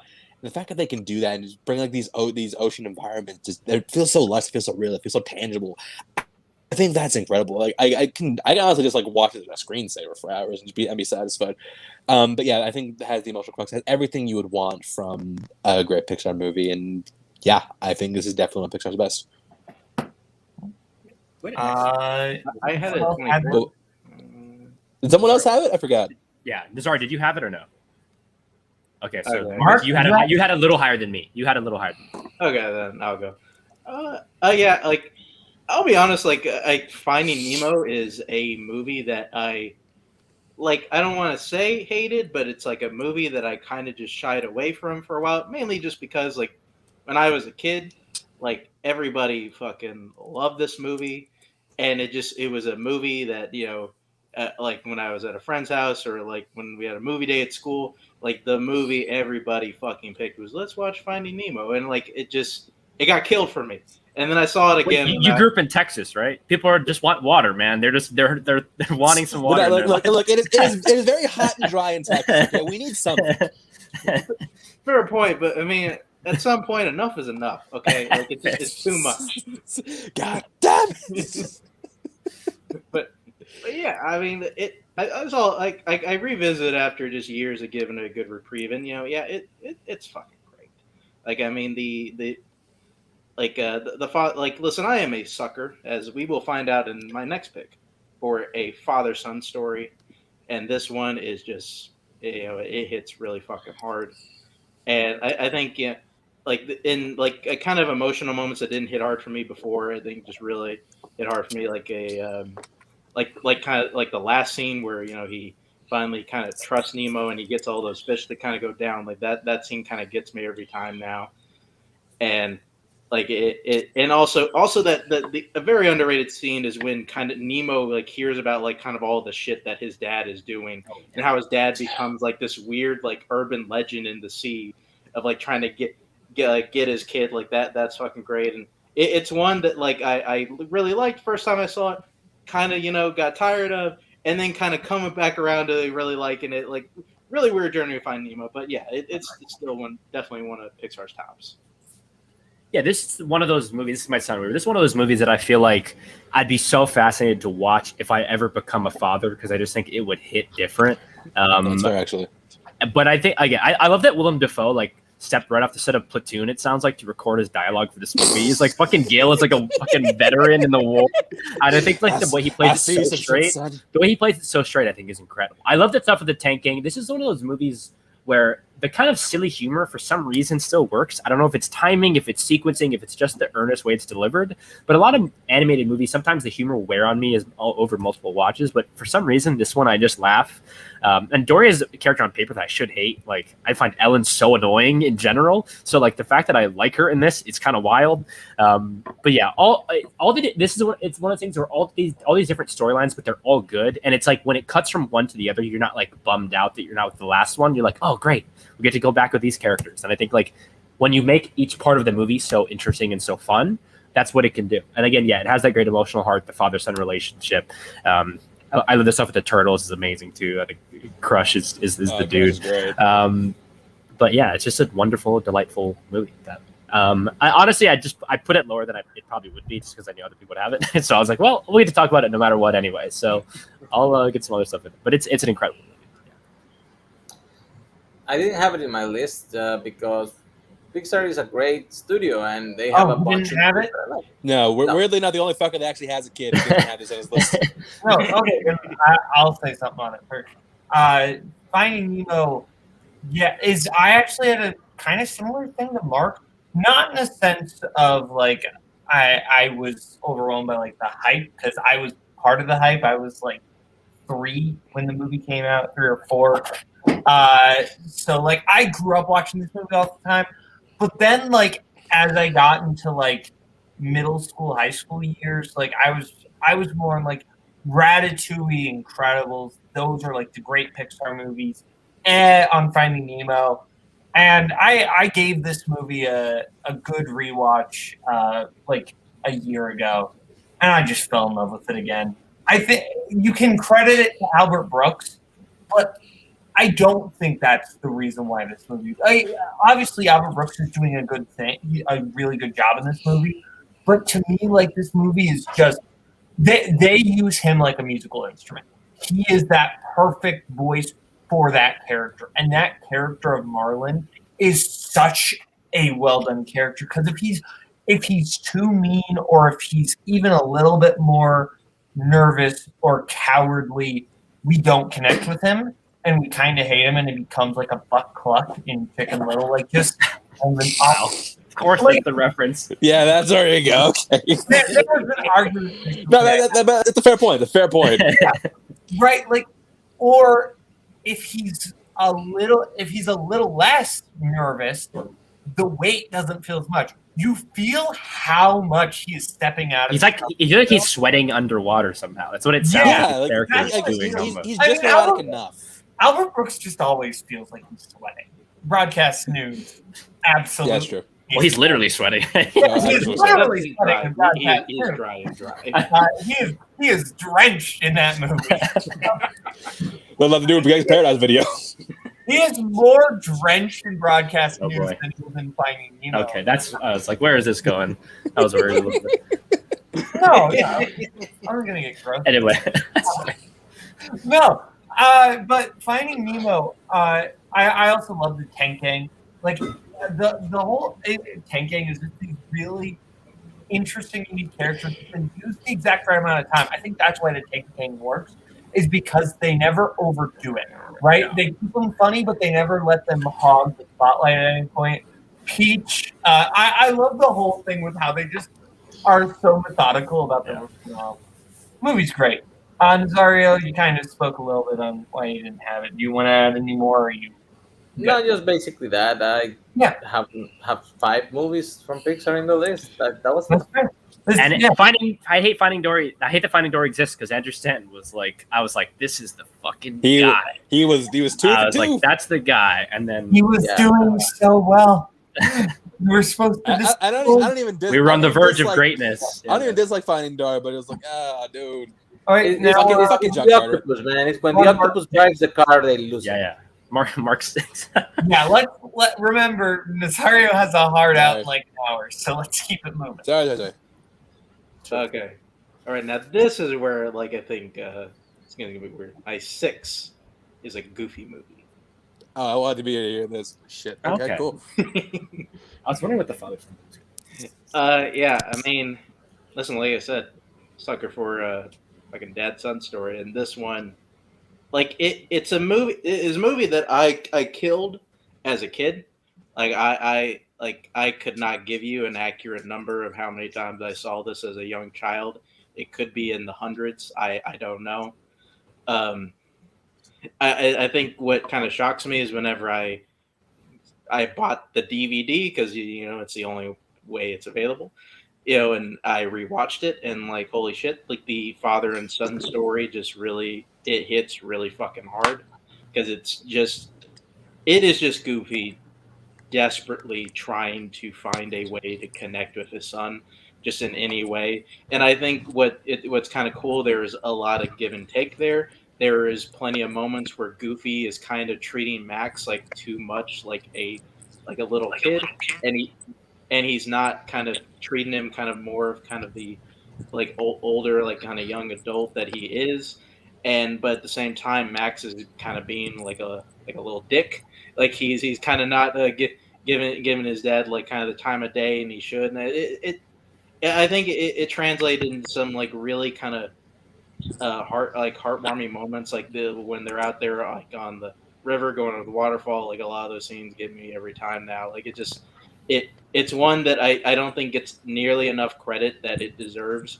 Just kind of how well it treats like that angle, and yeah, like as a whole, I think it's just one of the most underappreciated animated movies ever made, and it's easily the best like kind of Disney-ish movie that came out that year. It's not even close.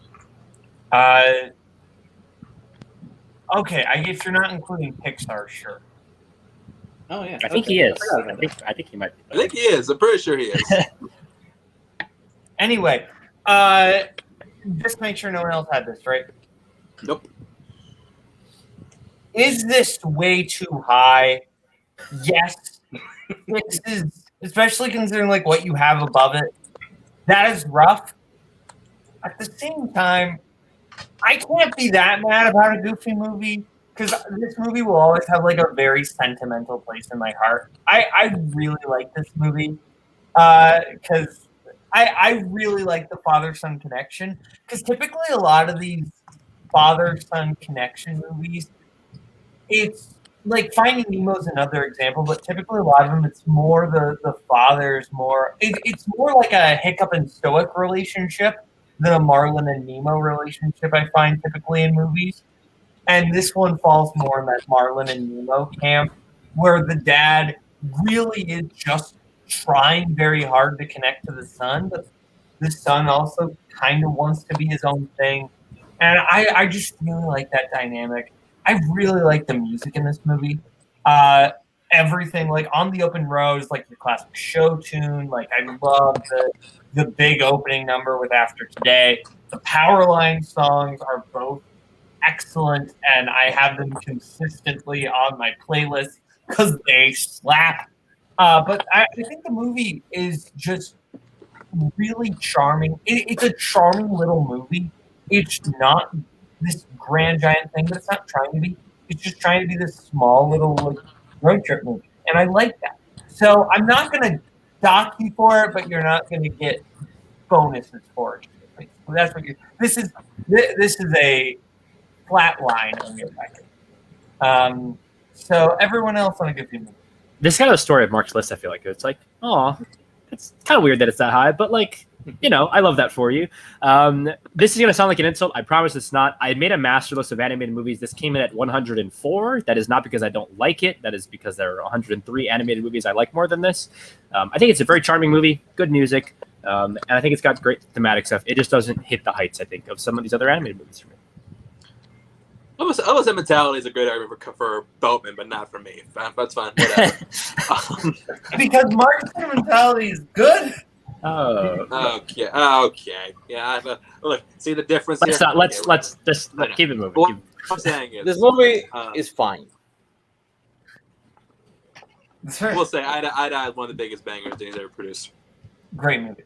So now we're on Zara's. My number 6 is one of two Studio Ghibli movies that always swap around between being my favorites. Depends on the mood, depends on the day. But today, my number 6 is Princess Mononoke. It is the first one I actually watched as a teenager when I was trying to get, into that kind of anime movies. And it was presented actually at the university where my wife studied, like in a film class. And it was an experience. The first time I watched it in its original Japanese with subtitles. And it was like a literal translation, so the subtitles were really, really dense. But I think it made the whole experience richer. I love the story of Prince Ashitaka, who has this woodland kingdom, and just one day gets attacked by a demonic boar, and he accidentally becomes infected by whatever is ailing the boar, and he decides that he needs to take an adventure to see with eyes unclouded by hate, and he finds that it's man, the race of man, who is infecting the forest with this hate because of all the industry that was developing at the moment. The fun part, though, that I didn't expect is that as it is men who is doing this, but it actually were women, because Lady Iboshi uh, had her own kingdom where she was manufacturing weapons, but she believed that women were stronger, where women were more empowered than men. So she made her whole workforce of these women that were rejected by men from other things, and made them great, made them very valuable to her. And the movie just moves into the becoming a fable between nature versus industry, and it's always engaging and it's always beautiful. Princess Mononoke Haim, is actually a girl that was raised by the goddess of the wolves in the forest. So she fights for that side, uh, and it's like they have a definite point of view where nature should be always priority, but at very different points in the movie, they made actually equally valuable points about women. The men need to develop. We are a race that develops industry too, and the final scene where they awaken the spirit of the forest, it's just beautifully drawn animation by Hayao Miyazaki. It's so gorgeous that when it happens, what I did not expect to happen is just heartbreaking. Uh, this is definitely one that is worth your time, and like I said, this is easily my favorite Ghibli movie. Some days. So I had this at 12. Yeah, I mean, this movie opens with like a giant spaghetti boar monster like dissolving into bones, which is like one of the most metal sounding things ever. And then, I mean, this is Miyazaki's themes like pushed to the forefront, right? All the stuff about nature and progress and humanity and our struggles. But I think it's so interesting. Again, like Nazario kind of mentioned this, but Lady Eboshi's her workforce is like women that were prostitutes that she got from brothels, and then lepers who make these guns. And in a lot of other movies, there would be some triumphant moment where like the leper saves the day or there's some kind of cure for them, but they just exist. And that's the whole thing about these movies is the world in these movies exists. It feels like they exist outside the scheme of the movie. It's not like the movie happens and then everything ends. It's like there was a before, there will be an after. This is just part of the story. And I love that about this. I love how all these different characters are not two-dimensional. They're not simple. Lady Eboshi is not just like mustache twirling villain. Like she is like a person who like has motivations and she has flaws, but she's also working for to work for certain types of people in ways that are positive. And I think it's a gorgeous and incredible movie. The action's great. Like it's again like he shoots people's fucking arms off, and that's like super graphic and violent. But it also has this beautifully majestic scenery as well. It kind of runs the gamut of the different things that Miyazaki's good at, I think. And it's just a great, delightful movie. And it's like one of his most actiony movies, but I think also like has that nature aspect that makes the two come together. Did anyone else have Mononoke? No. No. Right. Yeah, Mononoke is just an epic film, like which I don't know if there are a lot of like animated epics, but this is certainly one of them. I'm usually not big on these kind of epic fantasy stories. They're not my cup of tea, and that's why, like, personal preference, I don't love Princess Mononoke, but I can't deny the beauty of the animation, the different themes that are going on. Lady Yoshi is, I think, easily my favorite. Everything going on with Irontown is like my favorite thing. I think that all just really works. And I just think there are points where the movie gets a little too bloated for my taste, but that just might be personal preference at the end of the day. This movie is just super well done, and I can't deny that. It's an excellent film, very well made. So, Chance? Mark? Yeah, I think with this film, what I like in the movie is particular the fact that it's why I like a lot of Miyazaki movies, that the fact that there's no real villain, just people with conflicting viewpoints that kind of having a disagreement, which I think is fascinating. Yeah, this is one I could have been on my list. I think for me, what drags us down a lot is surprisingly I'm not very interested in San. I find that character a little grating at points, and maybe that's just the dub because I haven't seen the sub version of this film. Yes, I'm an uncultured explain. But yeah, this is one I definitely like a lot. Yeah, honestly, I'm not super high on this movie. I just think it's kind of okay. It's one I honestly really like. I really want to like. I've given it several shots. Like, it's just one that just like I get the themes. It's just it's just not one that hits me. I thought it would more over time. Maybe it will over time, but just this particular point now, like for me, it's just very middle to like almost back end like Ghibli. Oh, look at that. We lost him. We did our host. And he's back. All right, so to my number 5, we already had one movie where Janine Garofalo plays a bossy girl who bosses people around. My number 5 is Kiki's Delivery Service. For that. So yeah, this is again this is a Miyazaki movie that I think is more in the more fantasy and imaginative realm. But I think the way that it translates this character's inner conflict is really interesting. And I love that Miyazaki doesn't create some outside force for Kiki to fight against or to battle. It's just her overcoming her own, insecurity and her own fears and her own anxieties. And I think the way that Kiki as a character then is positioned in this world where she's the new witch in town. I just love that stuff. I love her relationship with Ursula. I love Tombo and how he's just kind of a nice boy who just wants to be friends. He's not overly sympathetic. Like the one time where she's out sick, he just asks her if she's sick, and she's like, "Yeah, I was sick." And he's like, "Oh, that's a bummer." And it doesn't try to be anything too grandiose, but I think it does have this moment again where Kiki becomes the person that she wants to be. But it's not like she's going to be perfect going forward. There will be hurdles for her to overcome throughout her life, but I love that it presents that in such an honest way and does not try to cheap out on it. And there's the moment where they invite her to hang out with a group of people, and she's like, "No, I just think that will bum me out." And then the movie just lets her make choices like that that I think are really honest and true. And I just love the character of Kiki, her connection with Gigi, of course. That's very different in the sub and dub. That's a totally different character, basically Gigi. But I like both versions of that. And I just think that, again, it's such a lovely movie that just makes me feel comforted and makes me feel like, they're able to find your place in the world. And I think that's a beautiful thing. Kiki's Delivery Service. Did anyone else have Kiki? Okay. Kiki's Delivery Service was probably my second favorite Ghibli movie. Spirited Away being my favorite.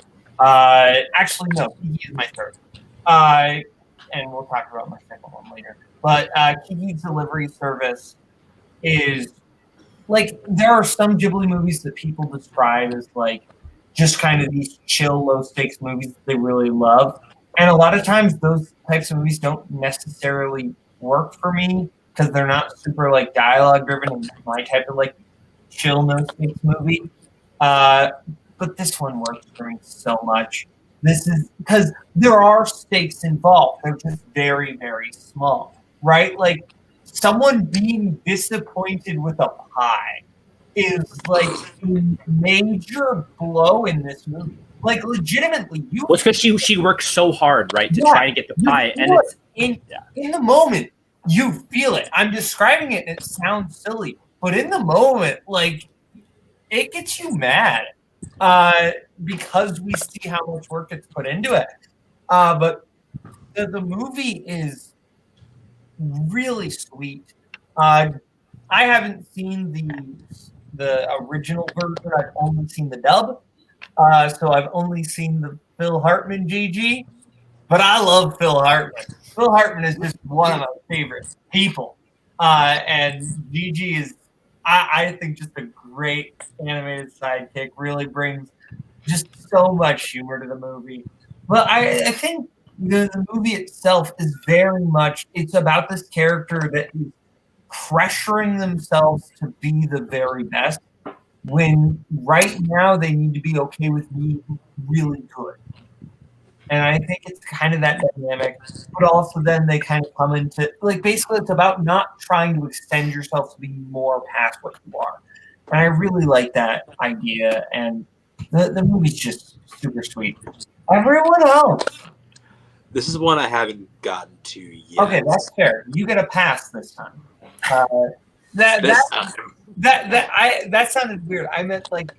No, I get it. No, I get you. Unlike your Lilo and Stitch and The Incredibles, this is one. Yeah, no. In which case, I get no pass. I get a pass. Yeah. I have the movie. The movie's cute. I liked it a lot when I was a kid. I think that Ghibli and Miyazaki have done things that are more memorable. And if we're thinking just simply small stories, I have one coming up. Oh yeah, I do like Kiki's Delivery Service. I think you kind of hit it in the head. That's just very low stakes. I think it's a nice movie, but it's not one that I think particularly sticks with me. But come on, like let's be honest. Like maybe that little girl was right. What's this? What's her grandma doing making a fish pie? Come on. She put a lot of work into it, Mark. My thing about that scene is I actually don't hate the girl for not wanting it. It just is a bummer that it happens to be after Kiki goes through the whole It's like when it's like in Babe when the farmer hug when someone brings that dollhouse and then the girl hates it. And his girl kind of hates it. Make an apple pie. That's all I'm saying. Everybody likes apple. Anyway, everybody likes parfait. So we're on to 10. Yeah. I wonder if I was Wally. Oh, yikes. Okay. Yeah. Never mind. Oh, all right. Mark? Okay, like, you know what? That Joking May Boatman actually works really well. My number 5 is Shrek. What? God damn. Talking about movies that just really lived up for me as a kid. This is one of them. This is kind of one of those like first movies I remember kind of watching in the theaters as a young kid and just fucking loving it. I think honestly, I would not like I would not be I couldn't I'd be lying to you if I said there's probably certain points in my life where like Shrek was honestly like my favorite movie of all time. This movie really hits hard for me, because I think we talked about Shrek 2, how the comedy really. I feel like the comedy in Shrek, in the first Shrek, I think it's a lot harder. I think mainly just because like it's comedy that I feel like is both funny, but it's meant for kids, but it's also like comedy that I don't really feel like is like super like talking down to kids. It's like one where like okay, like we know that you get this, and it's like kind of, and there's like some weird innuendos to us, and we're not just kind of go around, like you just kind of understand this, and I think that kind of got me like as a young kid, just kind of like okay, like it's one that like feels like it knows like I'm young, but at the same time it also doesn't think I'm an idiot, and I honestly do I love the love story in this movie. I think it's fantastic. I think it's also really neat how it really shows it kind of like shows like the reality of a love story of like two people kind of learning to love the ugly sides of each other, and like kind of and being able to like look past that and just kind of seeing like the inner person. Like I mean, it's like say what you will, like it's an amazing decision that Fiona like is her like the ogre version of herself at the end, and like that's the couple that we see at the end. Like it's great, and yeah, like it's one that just hits hard for me. And like I saw it just a couple months ago when it had that 20th anniversary. It still hits fucking hard. The first Shrek is awesome. It's the superior Shrek. All right. Does anyone else have Shrek? I don't think so. Yeah. Shrek, I think, is a good animated movie. I think that it has two problems. One, I think the film feels stilted. I think there are times where a lot of the flow just feels a little choppy. It bogs the movie down with, I like this song and it's always going to be associated with Shrek, but honestly, I don't need the 10-minute, or not 10-minute, but the moping and doping montage. It feels like 10 minutes. It feels like, because we know where it's going at that point. It's the romantic comedy trope of, the misunderstanding, and now he's got to go back. And, we know what's going on at that point. You don't need to drag it out. I get it. The other thing that I have a problem with is that a lot of the humor in this movie I feel is very angry. Like, this movie is very much a giant middle finger to the Disney Corporation, which I don't have a problem with, but I just think it makes for a lot of the jokes.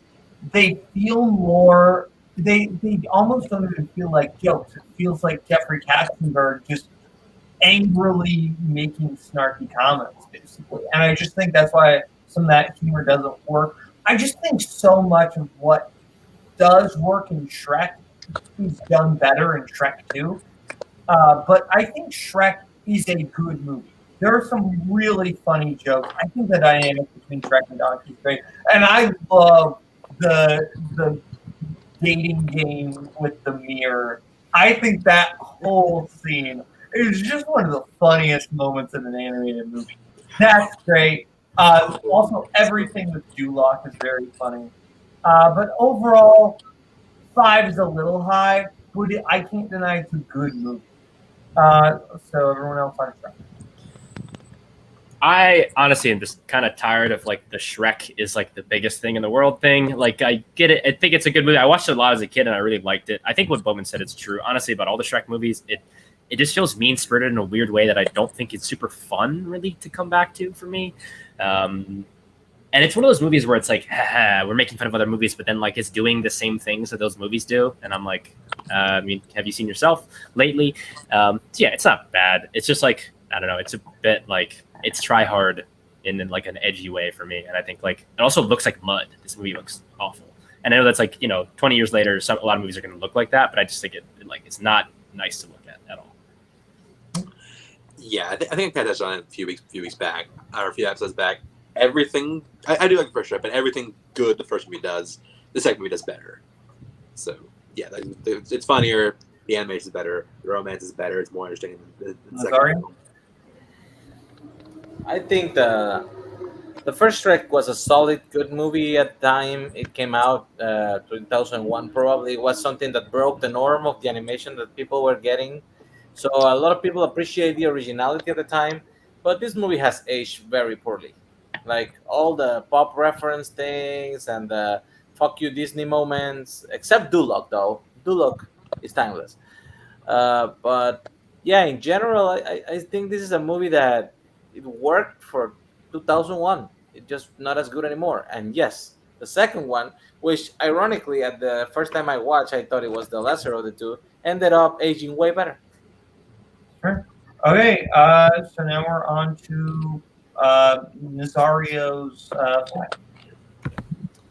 On the days that is not Princess Mononoke, my favorite Studio Ghibli movie is My Neighbor Totoro.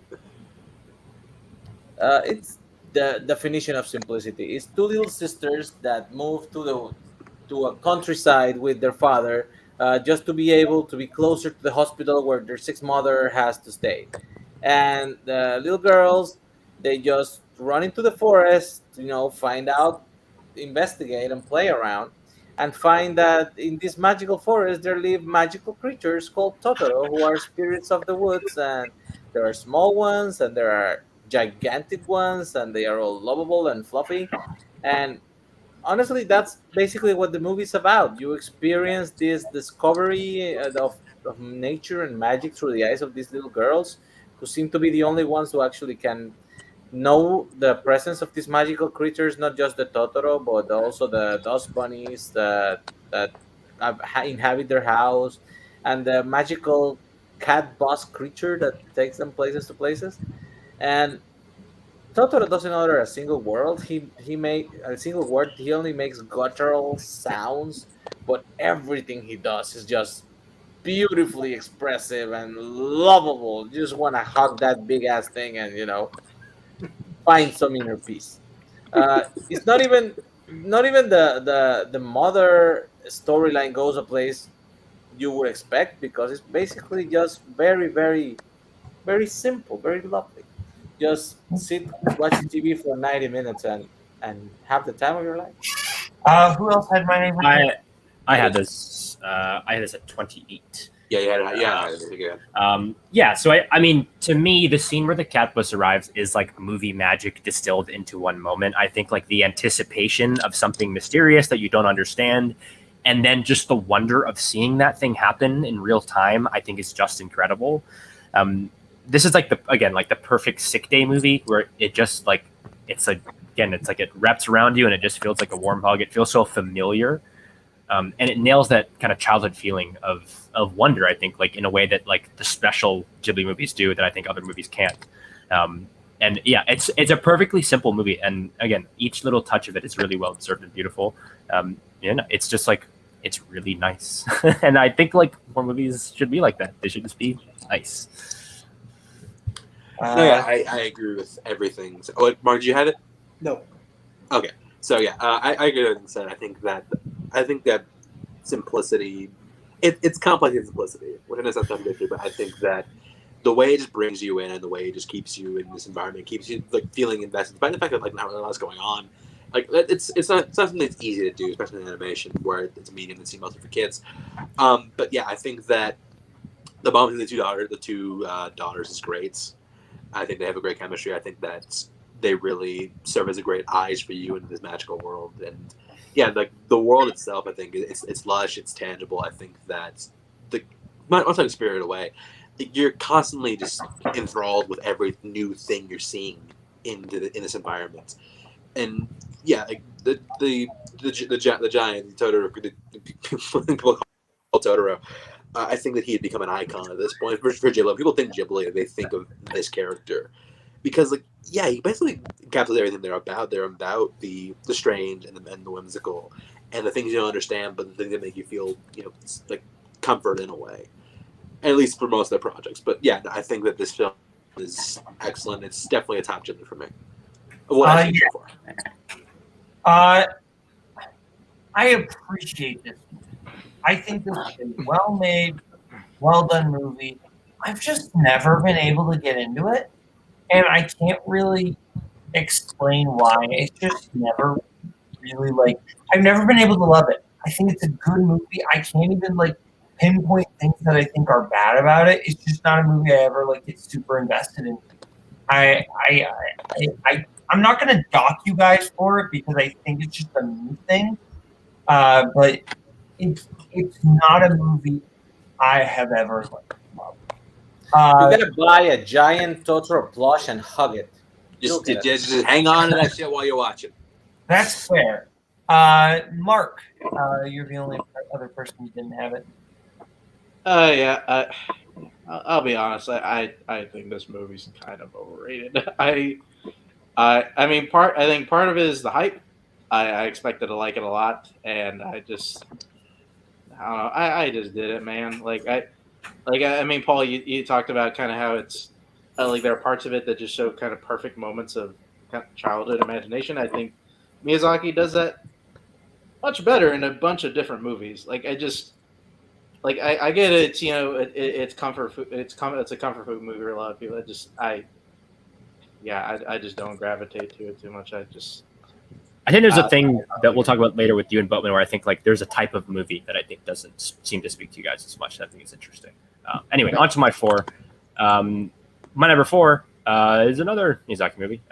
Maybe his masterpiece, maybe. I don't know. My number 4 is The Wind Rises.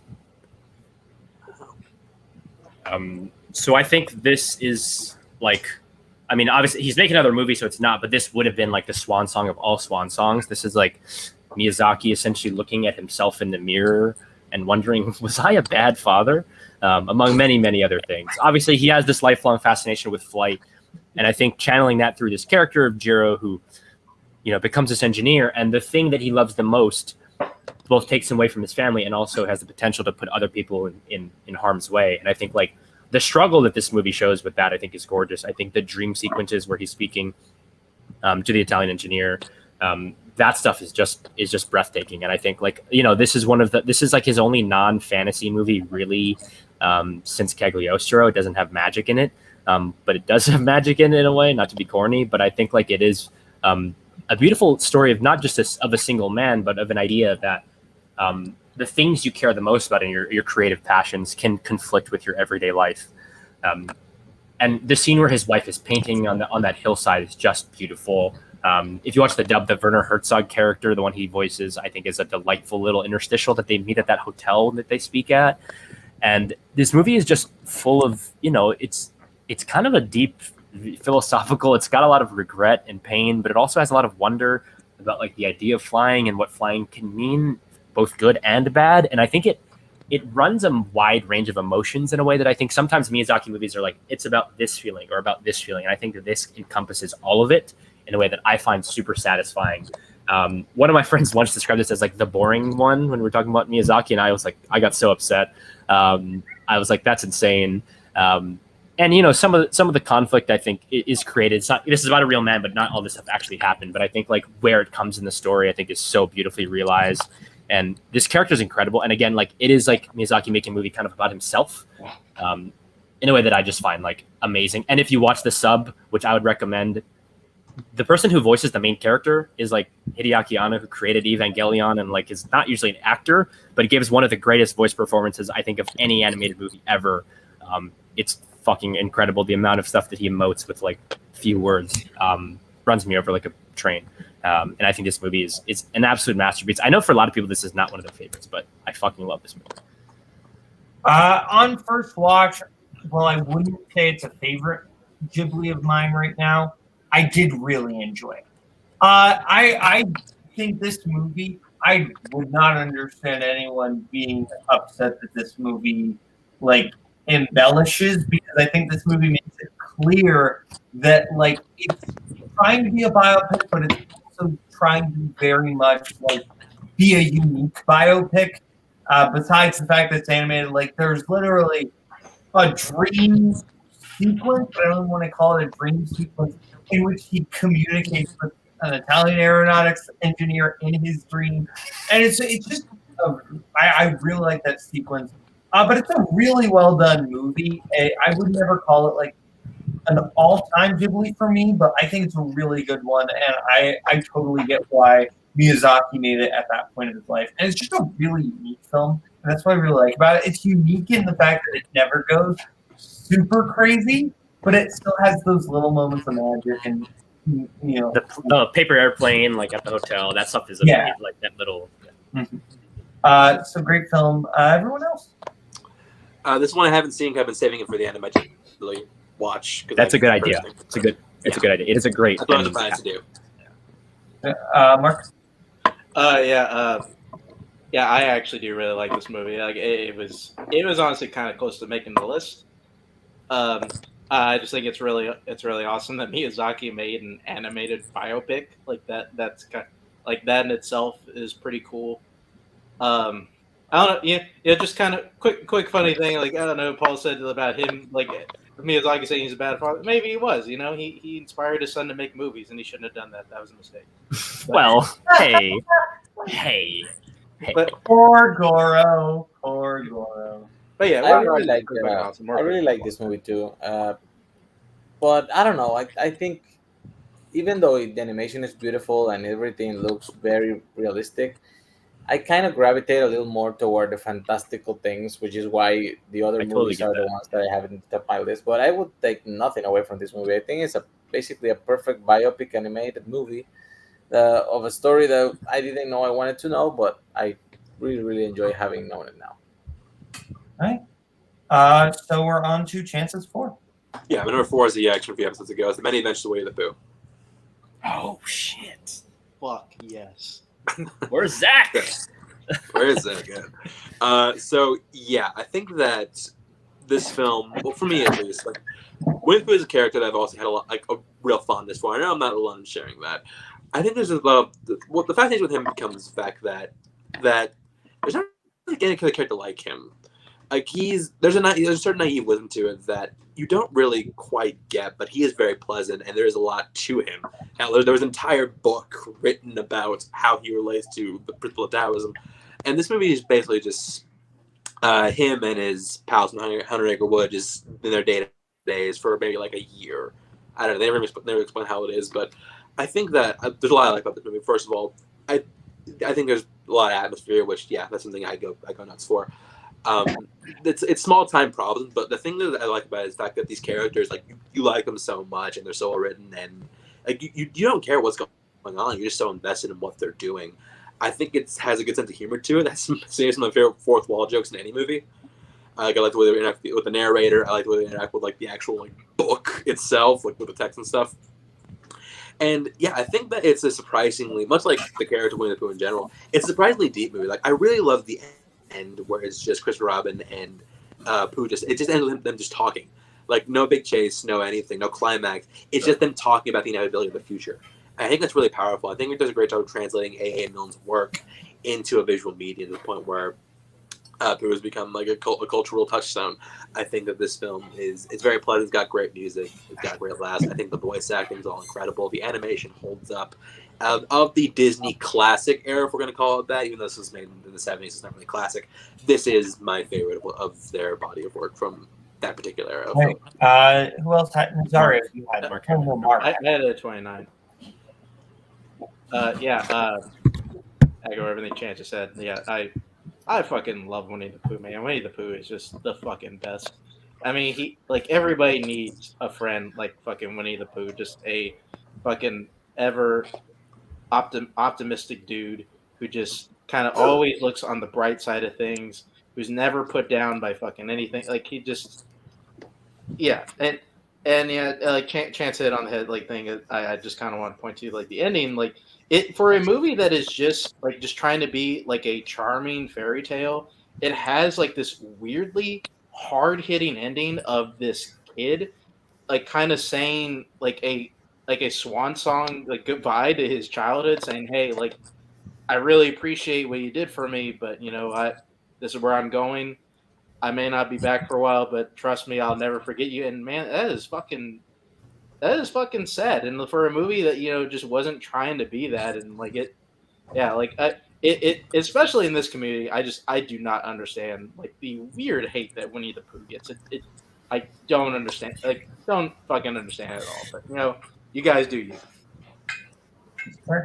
I also do not understand the weird hate that Winnie the Pooh gets.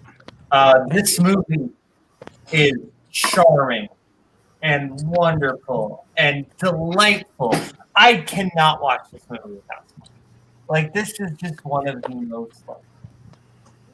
I just feel happy when I watch this movie. Is it perfect? No, but I don't think it's trying to be.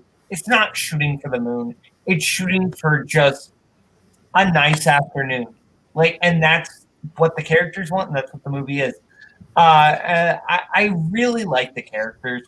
I like Tigger. I like Rabbit. I like Eeyore. I like Pooh. But Piglet is always going to be a character that I have a special connection to. I mean, yeah, I won't deny the comparison. Juror number 2 is the juror I am most like. But I have always had like a special connection to Piglet, like even as a kid. And yeah, I really like this movie. It is a very special movie to me. So good job, Chance. Good job. Little pat on the head. Thank you. Yeah. This is one of like 4 Disney movies I haven't seen. It somewhat infamously, I remember Kirk like tore Zach a new one for having it on his best 70s list. I think it was like his number 1 or some shit. And that was a strange episode, moment in this series. But I really want to watch this though, because the way that people describe it, it sounds like the thing that I would really appreciate. But I've never seen it. So yeah. Okay. Nazaria. I love Winnie the Pooh. I love the concept. I love the books. I love the shorts. And I think that's kind of what held this a little bit back for me. The one true movie that they made from Winnie the Pooh is the 2011 Winnie the Pooh. Every other movie they have released, it's some form of amalgamation of shorter stories, including the Many Adventures of Winnie the Pooh, which is basically 3 shorts that I saw previously. They were released separately in a VHS in the 80s. So I kind of saw them as short stories first, and then when I realized there was a movie, I got all excited, and then I realized it's just the three stories with a few extra animated segments to tie the story together. This doesn't it doesn't take from the experience. I still think it works as a movie. It just, for my personal experience, I had already been given the content in a form, and it was just a repackage. So I just didn't, felt it was a movie. But other than that, it's totally worth it. Winnie the Pooh is a great character, and everybody who says it's not is insane. Like Cody. Yeah, fuck Cody. The aggro Winnie the Pooh sucks thing is so weird, but we can move on. So now we are on March 4th. Oh yeah, on to another movie that gets a weird amount of hate. My number 4 is Up. Oh, that's fucking yeah. Like talking about like an era of Pixar, I just kind of like overlapped. I always remember like just the day I went to my mom's office and put Netflix on the computer because that's how you were able to watch it back in 2010. And I watched Up like on a computer screen, and like it fucking blew me away, man. I mean, of course, the first 10 minutes it's fucking awesome, but for whatever reason, it just feels like a lot of people like close their eyes like after the first 10 minutes, and like they just kind of veer off like for the other like just emotional, hard hitting moments that that this movie offers. Like it's all this movie is this man just desperately trying to get over like the grief of losing his wife, and also the regret he feels of like not giving her like the life that she wanted and the life that she deserved. Like it just kind of it is weirdly dark and just kind of, and like I love like kind of the places this movie goes, and especially like later on when he looks at the fucking photo album and he pins that badge on Russell. Like it tears me up every single time. I love the overall arc of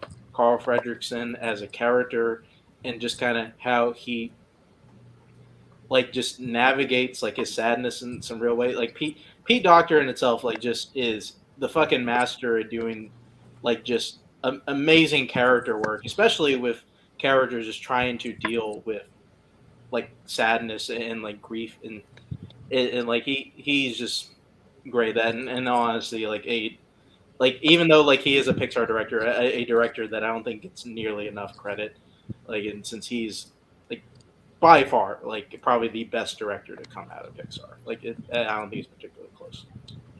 I had this at 18. Yeah, I mean, I think it's interesting that people are like, yeah, this movie has like some of the 10 best minutes in any movie ever, but yada yada yada. It's like it's weird how like that's like, oh well, that's just a thing that they happen to have in the movie. Like no, that stuff like it's fucking mind blowing and incredible, and like it works on like basically everyone that watches the movie.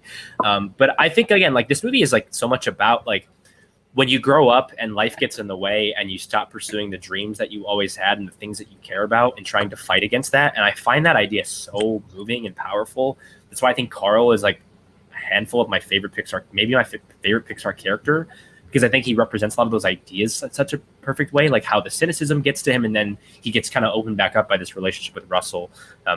The one I did rewatch this, and the one thing that does make it like keep like out of my top 10 is I think months like it's kind of becomes a little uninteresting and repetitive at some points. But I think the stuff with Carl and Russell and even stuff with Kevin, I think is really moving. And I love the adventure, like the spirit of adventure in this movie. That kind of goes along with the themes. But yeah, I mean, it's also like one of my handful of favorite musical scores for any film ever. Like the piece Married Life is like, I think, perfect musical composition. And it just like makes me like emotional when I hear it. And I fucking love Up. Probably my favorite Pixar movie, although it changes kind of day to day. But yeah, incredible. Right. Did anyone else have Up? No. I think Up is a really good first act, a solid second act, falls apart in the third act for me. Once they get off the blimp is to me when that movie falls apart. Like the first time. Interesting. that is for me when the movie, like, I think Months' introduction is good, and then once we kind of go from there, that's when the movie stops working. Do you guys know what the original ending was supposed to be, by the way? The original ending of the movie apparently was that Kevin's eggs were like the key to immortality and youth, and that Months was like chasing after that. And I just so wish that they would have stuck with that, because that would have been incredible. But anyway, sorry to do it. But yeah, because we're pressed for time here. But anyway, I think that there are the dynamic between Russell and Carl is really good. I do agree this movie gets a little too much hate, but it's also like not. I wouldn't put it here. I think this is a little too high praise for it, but it's good. It is a well-made movie, and it doesn't deserve like the hate that some of it gets. So Nazario and Chance on. This movie's great, in my top 10 Pixar of all time. Giving a lot of lip service to Pixar, so I felt I didn't need to include it. Sure. Nazario. I really like Up. I do think that it's stronger in the beginning and less so in the middle, and it ends on a weaker note. But overall, it's a really solid movie. I just have others I like better. All right, and Nazario, we're starting with you. Your 4. You guys like Big Doctor, he's great, but Andrew Stanton is good too. So Wall-E is my number 4. Yeah. What got there's to say, man? This is the first movie I ever saw in HD. I bought a TV in 2008, and the first Blu-ray I got was this movie. The animation is so amazingly detailed in that first 40 minutes of the movie, where Wall-E's just functioning in the doomed Earth, picking up trash and doing his little collecting thing, which I guess it also talks to me as a collector, because you find things you find interesting and you want to keep them and make a little shrine for them. It's great. And the way that the movie develops basically with no dialogue for a good chunk, like 25, 30 minutes, it's just a different way to do animation, and I appreciate it, because you would think sometimes it might get bored for kids like that, but it doesn't really. It always kind of flows. I love the design for Wall-E. It's my favorite Pixar thing ever made. Eve is cute, great. It's basically a flying iPod, but the relationship they develop, the relationship that they develop is a thing of beauty. I do think I like the fact that they use like actual live actors for like the original humans, so you can see more clearly the degradation that they get for living so much in deep space. Most people say the movie gets weaker in the second half, which is a fair statement, but I don't think it ever gets weak enough that it stops being an interesting movie, an interesting concept, and I think it wraps it up greatly in the end. Other people had this, right? Yeah. So I had this at 19. So I think Chance would be next. Mark, what did you have? Did you have this at all? Okay, so Chance then me. Yeah, I had this at 5. I think that this I will praise the first hour or so of the movie, because like the fact that they can build a character like this, the fact that they can build such a compelling story, the fact that there's little to no dialogue, it's all done through like visual gags and like sounds. I think is incredible. Some of the best work they've done. I know people will bag on the second half of the movie. I don't understand. I get it. It's not as good as the first half, but I don't think it becomes a bad film after that. I don't understand the argument that's heavy-handed. I don't think that it's subtle, but I don't think it's heavy-handed. I think it's just there. I think that Wall-E is an incredible character by the fact that, like I say, he barely talks, and the score for this film was incredible. Like, Define Dancing is one of my favorite pieces of score, period. I think that's an incredible piece of music by Thomas Newman. And yeah, the animation's fantastic. I think the message is great. And also the ending song, Down There by Peter Gabriel. The fact that Peter Gabriel didn't win an Oscar and Phil Collins did, I think is a crime against humanity and should be answered for. Down to fine. Yeah, so I mean, I love this movie. I love that, again, that it does like so much nonverbal communication, that it communicates its ideas like through just characters doing stuff in action. Clearly, this movie's not two-handed. One could argue it's not heavy-handed enough with the state of the Earth as it is today. But I think it is. Again, like it is. I do love the first half more, but I think that's because the first half is so like that's the thing. It's so good that it's like it would be so hard to maintain that for the whole movie. Like the stuff with the fire extinguisher, I love that scene so much. And I just think it's a beautiful, beautiful movie. And the connection between the two of them is like, it's weird how strong it is when they can't talk, but it's gorgeous. Did anyone else? Mark, did you? Nope. Okay. Yeah. I used to be in the Wally is a great first half, a bad second half camp. I'm no longer in that camp. I am in the camp of it's a perfect first half and a solid second half. I think for me, the bigger issue is not that the second half is bad.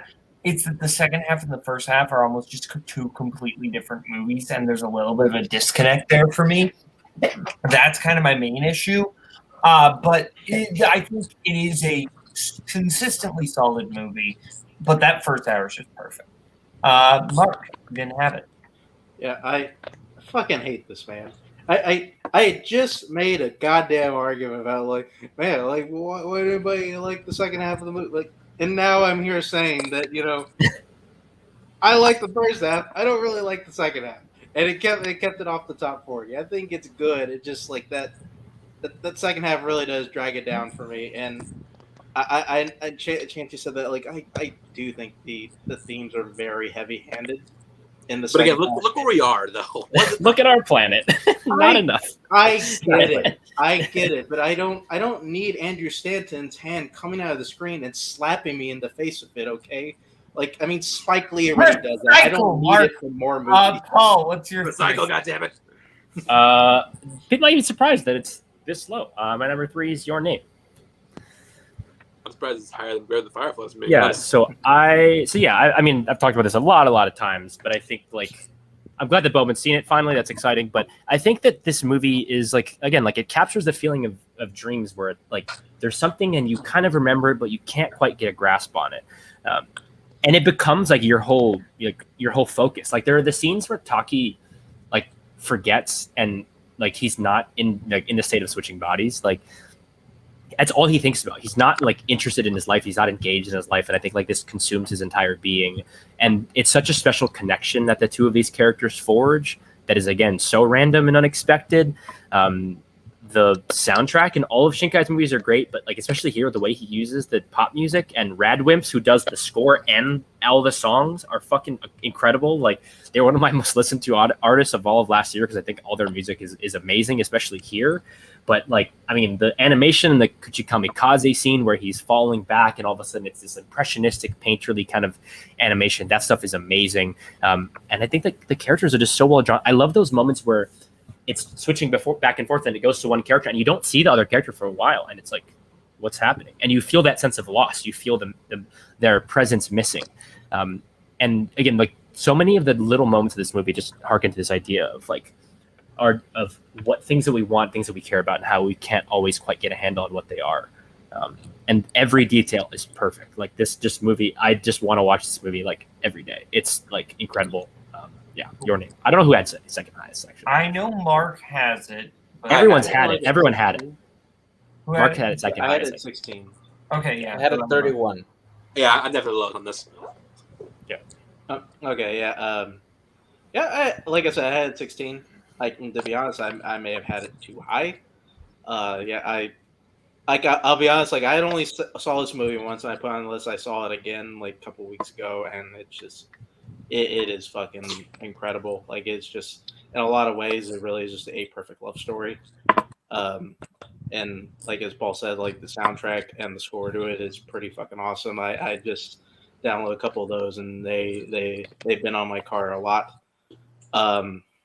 It is just like it has like I think a crazy setup. Like I could tell you the setup to this movie, and I feel like I give nothing away of the movie. Like in that's like it's a weirdly super creative movie, yet it's like has just this really engaging and kind of thoughtful love story, and just one that just kind of like it wrecks you and then fills you with hope and inspiration at the same time. Like in ways that like I don't think very many like romance movies do. Like it's honestly one that could creep up as time goes on. Like it maybe pop up in top 10 at some point. All right. Zario. I had it at 31. This movie I watched because Paul made me. He told me it was great, and actually, it pretty much was. I'm a sucker for time traveling, space situation things, which is why I probably should watch The Girl Who Lived Through Time. But getting your name, like it starts so it doesn't tell you where it's going. It just throws you into a middle of situation, and you kind of have to figure it out on your own for a bit. And I really, really enjoyed how it developed and what is revealed in the end, where you start to lose a bit of faith that the situation can be rectified, and then they kind of find a perfect solution for it. Other than the story, which it really works, the animation, man, like the animation is so beautiful. And like I said, like Miyazaki does uh, everything animated in a way that is fantastical and beautiful. But here you get to see like cell phones and TVs and like day to day stuff, and it looks so almost realistic that you could grab it. Like the 2D animation in this film is beautiful, as it is in Weathering with You. But that movie is lesser than this one. It's a great movie. Yeah. That's a chance. Yeah, not really going to add a whole lot. I just really want to talk about the animation because this is generally my favorite animation in any anime movie I've seen so far. I think it's really crisp. I love the line work. I love the speed of it. Like it's just, I think it's beautiful to look at. And also, it's a great story, really well written. This is one that definitely could creep up in the future. It's just one that I haven't seen enough of yet, but I could definitely see it like cracking my top like 30 or 20. So now it's time for my thoughts. Oh no. I'm sorry, guys, but I really love this movie. I knew it was coming. I knew it was good. No, I can't even do the fake out that well. This movie's amazing. I don't remember the last time I watched a movie for the first time, and I just immediately wanted to watch it again. Like that was I rarely have that reaction because I don't actually like rewatch movies that often. But I wanted to experience that again. That was just an incredible film. It kind of hit me in some moments where I didn't really expect it to. But it's also like very funny. It's a film that's probably going to creep into my top 100, like on first watch. It's that good. The music is awesome. I love this music. It's kind of got. And they recorded the Japanese and the English versions. The same band did both versions. Oh wow. Yeah, but it's got this almost like pop punky style to it that really works for me. I love the music, but the way it does this kind of romance film with characters that never truly interact that often is kind of beautiful. This is just one of my favorite endings I've seen in a while. I won't spoil That's it. maybe best use of a title, ever. Yeah. It's an amazing film. I highly recommend it if you're a person who is skeptical on anime, or Cody Newberry. You're wrong. You're wrong. But anyway, you're wrong. But I'm saying like this is a movie. Me, Paul, Nazario, Mark, Chance, and Cody Newberry all agree on that it's great. You should probably watch it. And go and download Sparkle and thank us later. Yeah, sure. That's not my favorite. I'm more of a Zen's kind of guy, but you know, I'm with you. Then that's a slap. That or Dream Lantern. Yeah. But yeah, great movie. Chance. Also when he writes what he writes on her hand is funny but also sad at the same. It's like a perfect, and then the pen drop, all that stuff is great. I don't know. Chance, you're free. Yeah. My number 3 is Toy Story 3. That's a yikes. Okay. Oh shit. Okay, Mark, you're 3. Shit, what's my 3? Okay, yeah, my 3 is Inside Out. No. Listen, I mentioned my thing about Pete Docter. I fucking love Pete Docter. Docter. And to be honest, I go back and forth, I think, daily of what movie I like more between Inside Out and Up.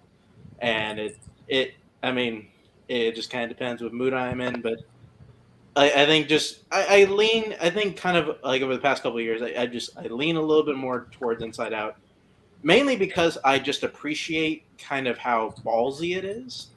It is willing to take on just such a just such a hard idea of just kind of being in the mind of a child and just trying to how can we make kind of the emotions in a kid's head feel both it fits for a kids movie, but at the same time it feels somewhat realistic, and but we can also kind of do something real with it. And I think this movie walks that line in just in just an amazingly perfect fashion. It's incredibly funny. The cast is unbelievably perfect, and honestly, for any Pixar movie like this, the emotional moments in this movie just hit fucking hard like no others. The Bing Bong stuff is fucking brutal. Any part with him, when Joy is kind of figuring out that she kind of needs sadness, and sadness can help her along with, is fucking brutal. That ending scene, with Riley coming home after running away, is fucking brutal. It just breaks me every single fucking time. I don't think I have watched a movie.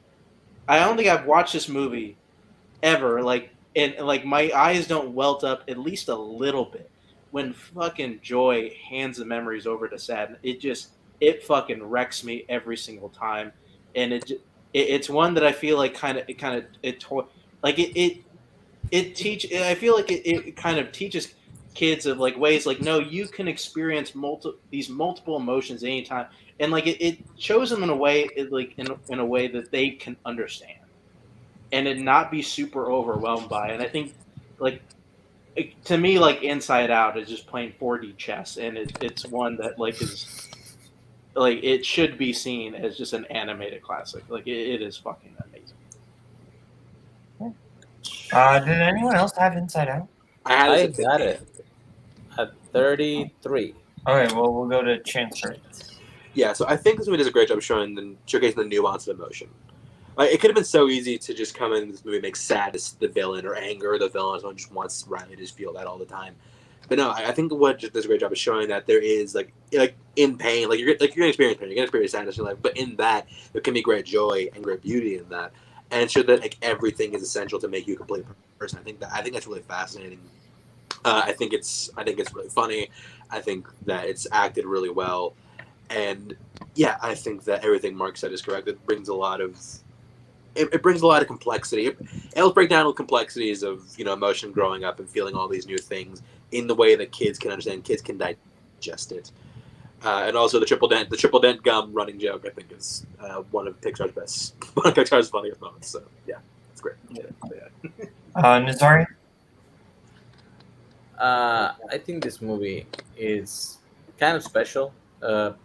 It everything you can dissect to the minimal capacity and find flaws in it, but I do think that it kind of finds that weird alchemy where you can make a very very complex thing simple by presenting it this way. I think growing up is not easy for anybody, and I don't know if everyone remembers how one day you're a kid and you get to play with toys and you get to watch cartoons, and the next day you're expected to want to go to parties and hook up with girls, and it just changes like this. And how this movie deals with that weird period in everybody's life and presents it in a way that even a small child can understand how emotions change is kind of beautiful. I really really think Pig Doctors, this is probably my favorite movie from him. No one else? Yeah. Yeah, I really like Inside Out. Just kind of the dynamic of let's really try to analyze the importance of each of these emotions and why they're actually here. And like really a movie about why we need sadness is something I don't know if I've really seen before, especially aimed at kids. And I think the fact that this movie does it and does it so eloquently, I think is really beautiful actually. I really like a lot about this movie. This is a film that I like the drama elements more than I like the comedic elements, even though I think the comedic elements are good, but I think there are some that don't necessarily always work for me. But the dramatic elements are just so good, and this is just such a smart, creative movie. It is fantastic. Paul, you're the only one that didn't have it. Yeah, I like this movie. I mean, this is like the most Pixar movie, I think. Like, this is the stuff Pixar does to the nth degree. The reason it missed out for me is I think it's a little didactic, and I actually don't like how much it, like, I think it oversimplifies a little bit. I still like what it's doing in general, but I think it oversimplifies some kind of complicated ideas that I think don't fit into the box they're trying to put it into. But I still think emotionally it really works, and I like it. Just to miss out on this. That's fair. I just want to backtrack just a second here and shout out Your Name for being my favorite movie I watched for the first time for this list. That was, yeah. But now we are over to Nazario's 3. Number 3 is the best fairy tale Disney Animation Studios has ever made, The Beauty and the Beast. This was my favorite movie for a long time from the Disney Animated Studios. I still think that from some point of view, still can be said that is the one that you cannot really point to flaws in it. I have another one that I obviously has flaws, but I don't know, it just grabs me in a different way. This one, though, it's the perfect way to present the story of Beauty and the Beast to a general audience. I think the animated style that opens the movie just shows you, like, the movie starts with the beautiful score sounding and the image of the castle in the middle of the forest while they explain the story of why the prince became a beast, why he was being selfish, and he judged things by what they first appear and didn't have a good heart. And it just jumps into the musical sensation that is the bell song. It's a movie that I don't think it has a lull. Like, I love every single song in the soundtrack, and I think the movie has a perfect running time where it's not too long, it's not too short, and it presents itself in this close loop where it starts great, it never lets you down, and it ends in a perfect note. I also think Belle is probably my favorite Disney princess because she has some personality and she gets to make her own decisions for the most part. It's not one of the princesses that things happen to. She kind of makes things happen. She does the sacrifice for her father. She makes the decision to get help. She makes things happen in the movie. Beautifully animated, Best Picture nominated. It's a great movie. Okay. Who else had this? I know Chance did. I did, yeah. No one else? I had it like at 32. Okay. I want to say Chance had it in like the. I had a little higher than he did. Beauty and the Beast is I think it's the one that really kickstarted Disney back into like the prestige conversation. I mean, Little Mermaid kind of did that as far as like money goes, but as far as like being taken seriously, as far as quality of the films go, Beauty and the Beast is the one that did that. I think that like Marissa said, the songs are great. I love the relationship between Belle and the Beast. A little morally questionable, but still, I think you do buy into it. I think the side characters are funny. Like Lumiere and Cosmo get a lot of laughs. Mrs. Potts is always going to hold a special place in my heart. I think she's I also just love Angela Lansbury. I think she's my first voice perfect for this. And I think that it has a great sense of scale to it, which is something that a lot of Disney anime it has scale that no Disney anime had at that point, which I think is incredibly impressive for 1991. So I think this is a great film. Or what? Oh yeah, Mark, you got it. I had it like at 32, like 30. Like I mean, it is hard to it is really hard to kind of like talk down like the artistry of it. It is kind of awesome that like Disney made like just an animated Broadway play. That's just kind of what it is, and like that's really neat. The songs are great, and there's a lot of timelessness of it. Like all that stuff is so good. We do all of us really do overlook the Stockholm syndrome of it all. But we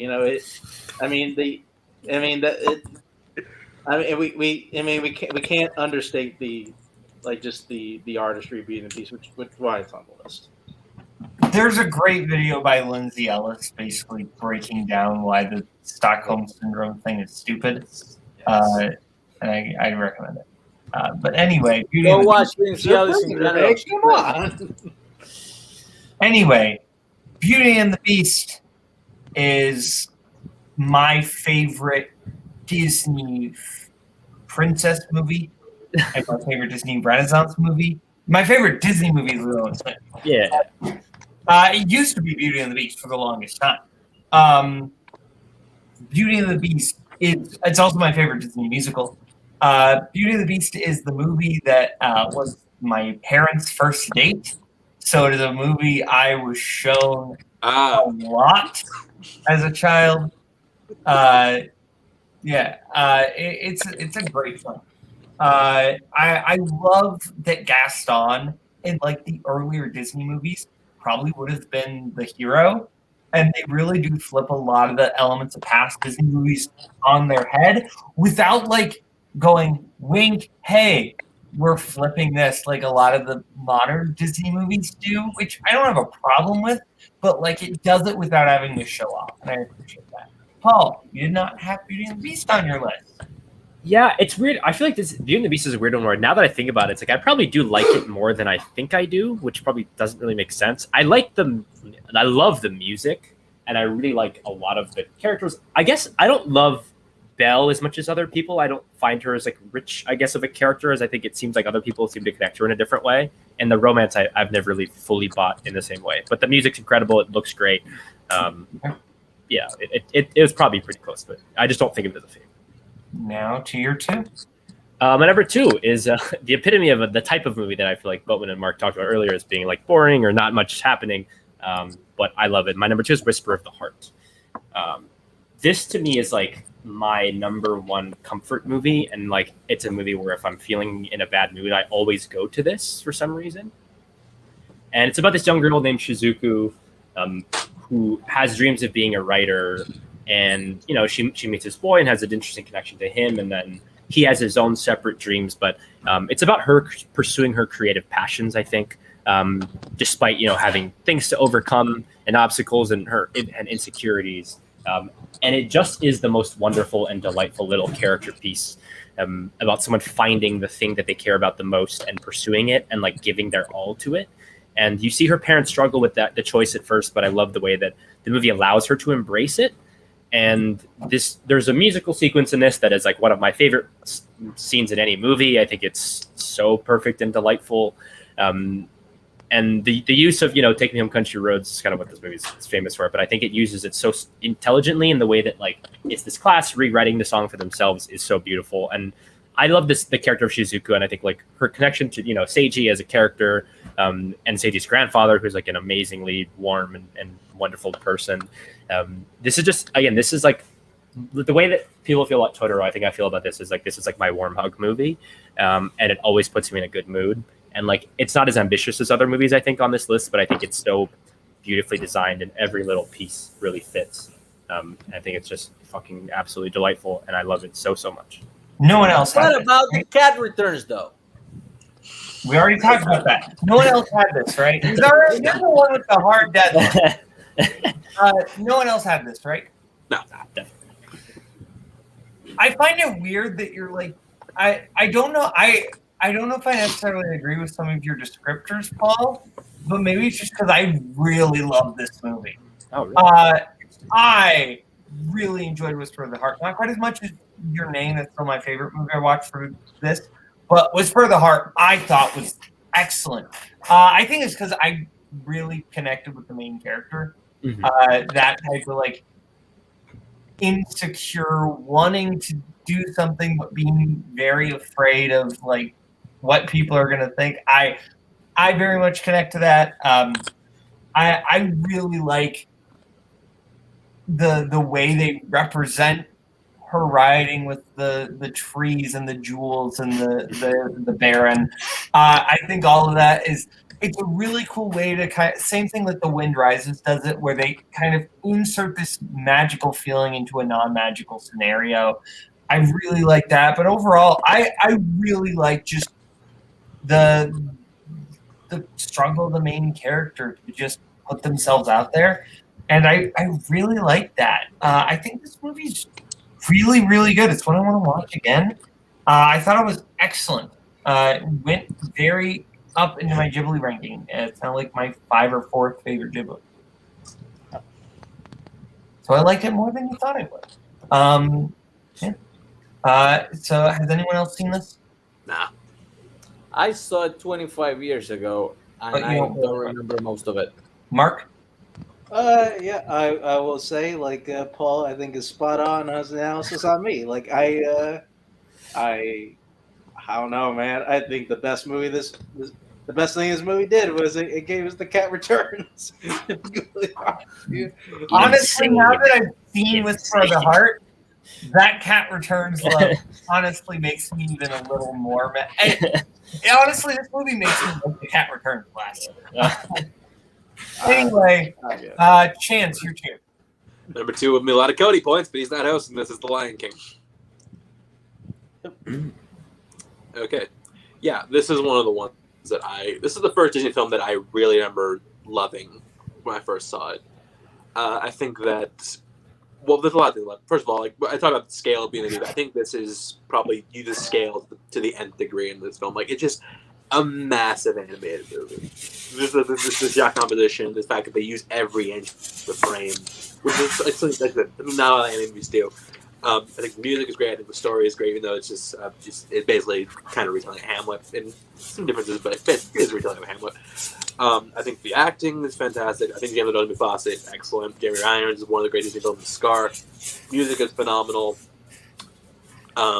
Great animation, great story, and I think it's infinitely rewatchable for me. I can put this on at any time and just watch it and just get the same emotion out of it that I always do. I think it's very funny. I think it's very well written, and yeah, I think there's a reason it's regarded as one of Disney's best and one of the classics of the Disney pantheon because it does have an emotional resonance for people. I think it's there's a lot I love about it. I also love the idea, the moral of don't just run for your passion, like learn from it.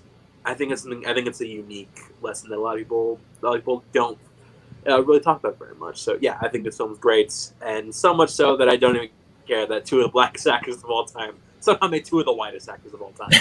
So, yeah, we're good. So who else had this? I had it 16. 20. Okay, I'll go. Yeah. Yeah, I mean, like, this was another movie I killed as a kid. I mean, it is, there's a lot of, like, I feel like, quote-unquote, perfect moments of this movie. The beginning is probably just a perfect moment, like, in cinematic history, just, like, it is fucking awesome to watch. Scar is an incredible villain. I think even to, like, his character design is really neat. I kind of love how he just has, like, this slender look that, like, he's always, like, just kind of given this look that he's always hungry for more. Like, that is just kind of a neat side thing. Like, there like a lot of moments that give me, like, the one that strangely, like, gets me a lot is, like, when, like, he's walking back after Mufasa saves him from the hyenas and stuff, and he steps in his paw print, and like, it's just like this tiny thing, and like in his massive paw print of his father, like, is just really cool and interesting. I think honestly the only reason why it's not in the top 10, just because I feel like for a few of the movies I have, this one doesn't hold up just quite as well like just other, like, movies I saw from my childhood, but it's still fucking awesome. It's still one of Disney's best. All right. Now. Oh yeah. I had it at 20. It's a very good movie. Is it perfect? No, but what is? So the thing is that I like this period of Disney so much that I find things to love in movies that other people probably don't love as much as I do. And there is something instinctive of, I don't know what it is, when something becomes very popular that you start kind of reject it inherently, which is what I think happened to me originally with The Lion King. But I went back to it. Like for a long time, I just had it lower on like a bunch of lists because everybody said it was the best, so it probably wasn't. But yeah, when I gave it another shot, yeah, the movie's very very good. The story, it's very Hamlety, but it's still presented in a way that kids can appreciate. And I like Jeremy Irons the best. He's fucking treasure. Yeah, I'm not gonna spend too much time talking about this one. It's The Lion King. Like it's a great movie. Just the songs are fantastic. The characters are all great. You've all seen it. You all know it. Like there's not too much I can add. Y'all covered it basically. Paul? Yeah, Cody prefers his Hamlet with lions. I prefer mine in 1950s Japan, which is just how things work. Which is a curse out movie. But anyway, I think this is a really very good movie. I've never connected to Simba a ton as a character, so it just is never a favorite for me. And also another Disney Renaissance movie that won the Oscar for the wrong song, but it is what it is. I'll agree with that. Yeah, accurate as fuck. Yeah. So, Mark, your two. Yeah, my slight punt from earlier, Toy Story 3. Don't call it a punt. I don't care how big of a genre. I did it again. Fuck. You're doing so well. This movie is just a fucking perfect cap to a trilogy. And I think in ways that I don't know if any other movie will honestly ever achieve. It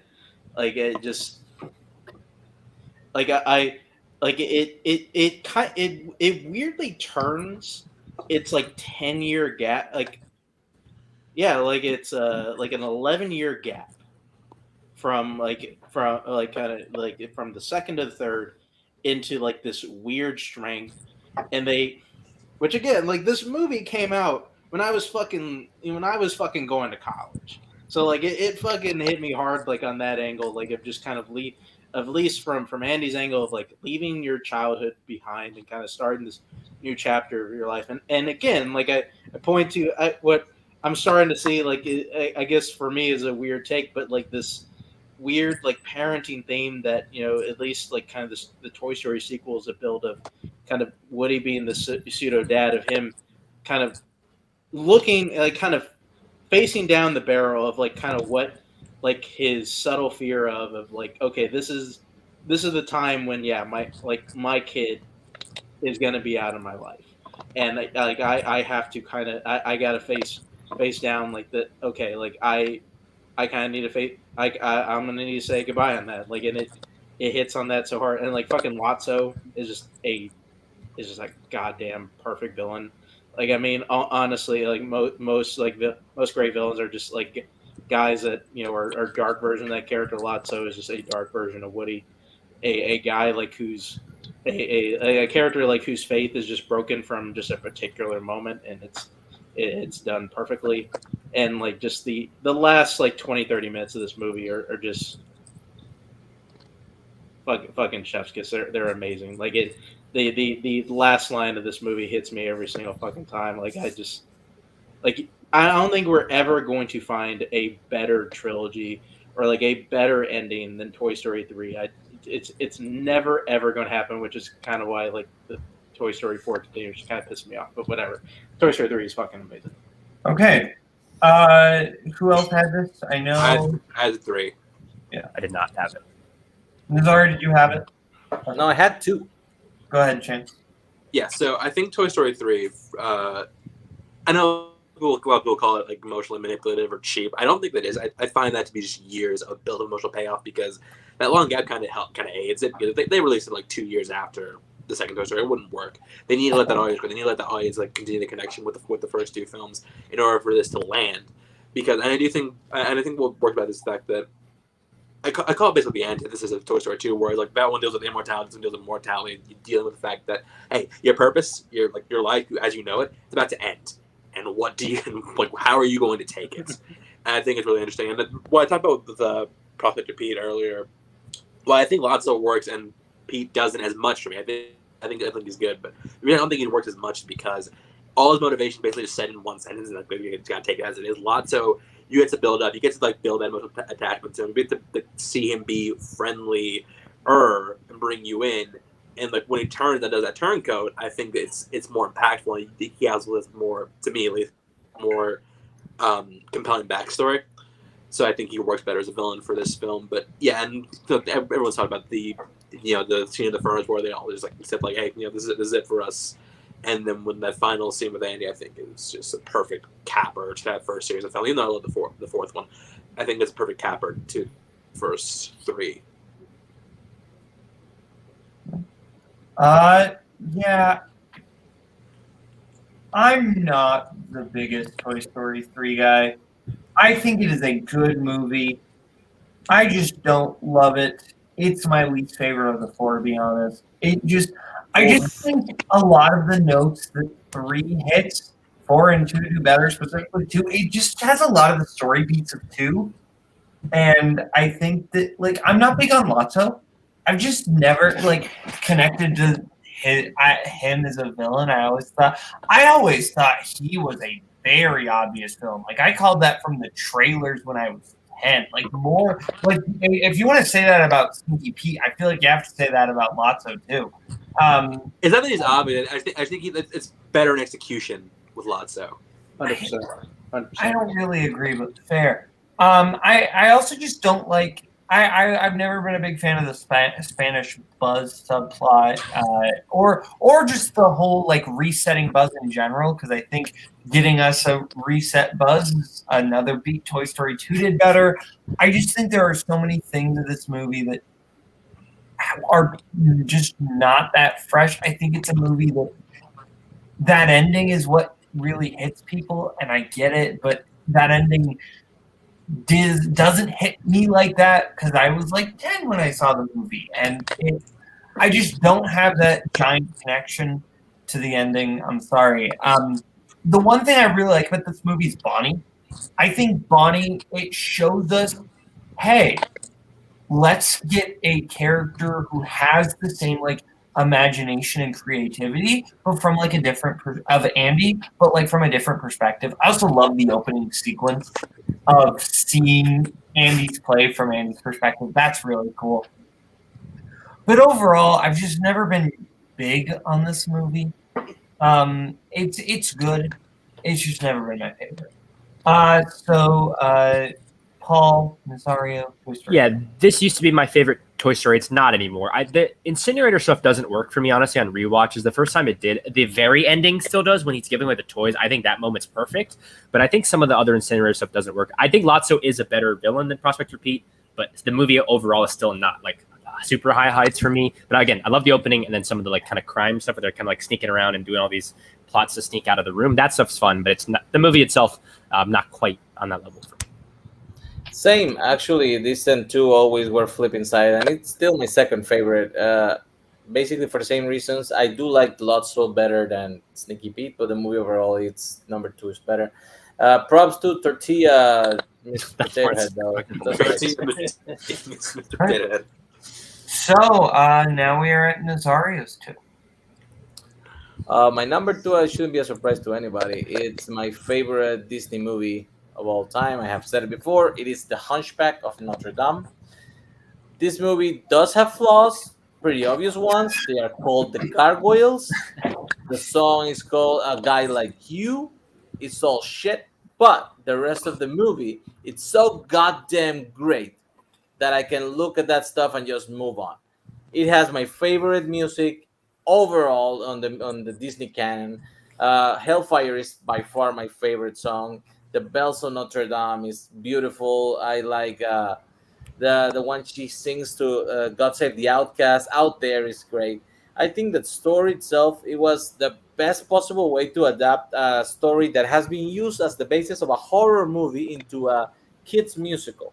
and I think for the most part it works. I like the fact that they do not change the ending. They do not make it that Esmeralda would end up with Quasimodo no matter how much he loves her, because that is not a realistic expectation. I like that getting to be friends with people is what he get to connect to another human being ends up being his prize. Frollo is a giant douchebag, and I love it. He's my favorite Disney villain. The man has a song about I'm so horny for this woman, God, that you either give it to me or burn her alive. And whack it into a fireplace. he burns the freaking city down, and Paris looks just as beautiful in this movie as you can possibly see in animated versions. I love The Hunchback of Notre Dame. I don't care what anybody else says. It's great on rewatches. Never, ever watch the sequel. It's a piece of shit. No one else had this, right? No. I get it. I'm not going to penalize you guys for not having this one because I get it. I love this movie, though. I think this movie gets into a lot of weird, dark, psychological things that, like, maybe Disney shouldn't tackle, but, like, I don't care. They do it well. And they do it without, like, you know what he's talking about if you know what he's talking about, but it never feels, like, too off-putting. But it still feels just the right amount of off-putting. I think Esmeralda's a great character. I like Phoebus. I think Quasimodo. I really like Tom Hulce. I've never understood Tom Hulce hatred for Tom Hulce or his singing voice. I think Out There is a great song. Frollo is a top tier Disney villain, probably my favorite Disney villain. Great movie. Yeah, I like this movie a lot. Honestly, probably more than most people do. I think Frollo's a great villain. I just think maybe it's just Quasimodo as a character doesn't fully. Again, my thing with Disney is if the protagonist is not doesn't totally connect, the movie itself is just going to miss by a little bit. So I like this. I like the movie a lot, probably more than most people, but not quite enough to make my list. Yeah, I like this movie too. I don't think it's bad. I don't think it's a bad choice for a top 40. It's just not one that's one of. It was never one of my favorite Disney movies. I think it's good, but it just wasn't one that's good to make my top 40. I just haven't seen it in a while, so that's part of it. It's honestly, I do like that it is another movie that really is just a Broadway play. I'll give you this, Nazario. This movie has balls. I mean, it goes places you don't think it's going to go. So does Pompoko. That'd be I just don't think the execution is all the way there. But yeah, this movie is fucking wild. So to my number one, and I'm just going to say this. I think as of right now, this could obviously change. I think this is my favorite movie of all time, period. My number one is Nausicaa of the Valley of the Wind. I was overtaking Network, damn. I think so, yeah. And to me, that's because Nausicaa is like the perfect character because I think she represents so many things that I love about movies. She is like this force of undying optimism that even though the world around her is kind of crumbling and things are going really horribly, she remains positive and she tries to do what she can to make other people's lives better. And I love that, she is the selfless person who, like, even at her young age is not afraid of putting herself in danger for other people's sake. The score in this, the Joe Hisaishi score, is, like, to me, one of the great musical scores ever, especially at the end when there's the chanting when she's surrounded by the golden glow. I think that is incredible. I think the action is also really fun, and, like, the way that she flies around in her glider and the different battles that are kind of taking place between these different factions of people, and all the mythology. There's so much world that you can feel that, again, like I mentioned this before, you can feel the world that exists before this and it exists in, like, it's expansive, and there's clearly a history there that is, like, tangible that you can feel. And I love the character of Lord Yupa, Patrick Stewart's great in the dub as him, and all these other characters that I think, like, are great pieces in this puzzle. But I think Nausicaa is, like, the main reason that I love this movie so much and what she represents about the world that she's in here. And I just love that as a protagonist, she is so active, but also she lets other people shine at the same time. She's not making it all about herself. She's like, what can I do to help other people out? And I think that's, like, incredible sentiment. And this movie, like, makes me emotional and also, like, just makes me feel so fulfilled. And I just, every time I watch it, I come away just like, man, I fucking love movies. And, like, this movie is just, it's just it for me. I don't know. It's everything pretty much everything I want in a movie. Yeah, this movie's great. I'm not usually super big on these, like, fantasy world, like, kind of, like, like what I said about Princess Mononoke. I really respect Princess Mononoke, but like I didn't like love it. I love Nausicaa. There is one thing I did not like about the movie, but that is, and I don't want to spoil it because it's technically a spoiler, but it's a very obvious thing that you can kind of guess what happens, and that's the one thing I don't like. Other than that, I think the film is excellent. I really like how it basically you see all these different worlds essentially, and like the different kind of factions, and they're all kind of weaving in and out of each other. And I think that's really cool. And then how Nausicaa kind of brings that all together. I think this is an excellent film. Totally fair. I think this is my second favorite bullet. So anyone else? I should have watched this because knowing Paul, I should have watched this, but I didn't. I have not seen it because I was told it would not count for trivia purposes. Or They've kind of folded it into but it's technically was made before it was found. Yeah. So.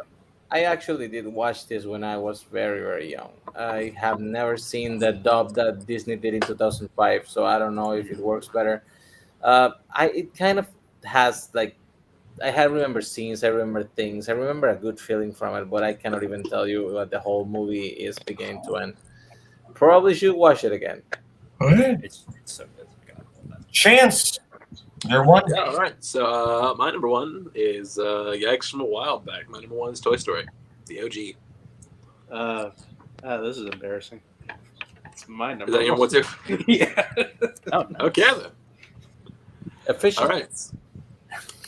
So yeah, Toy Story for me, I think that obviously this is a game changer in not just animated movies, just movies in general. And I think like this had been done before, and I think that it holds up in a lot of ways. I think Woody is one of the great anime characters of the past couple of decades. I think Buzz Lightyear is amazing. I think the cast of characters is fantastic. It's really well written. But I think what puts it over the edge for me, the fact that I credit this a lot for being the movie that makes me love movies. So, kind of like Paul Nausicaa. This made me love movies. Like I remember, but I know when I was a kid, I would watch this one so much that I would just burn through VHS tapes. I had to keep buying them because I kept watching Toy Story so often.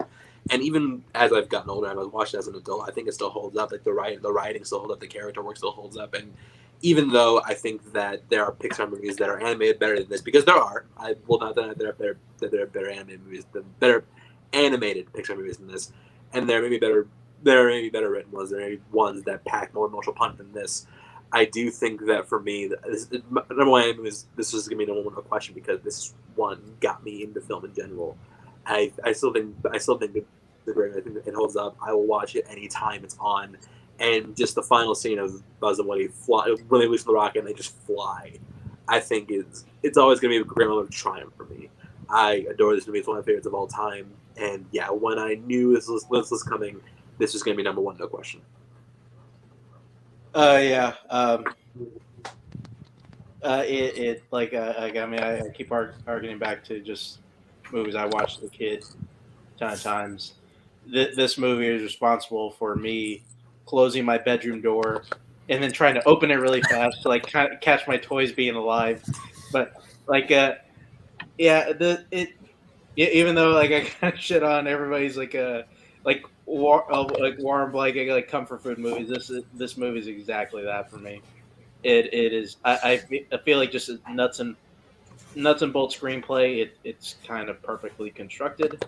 I think Woody is just through the totality of, I would even include the fourth movie in this. He is just maybe just one of the best characters in film ever.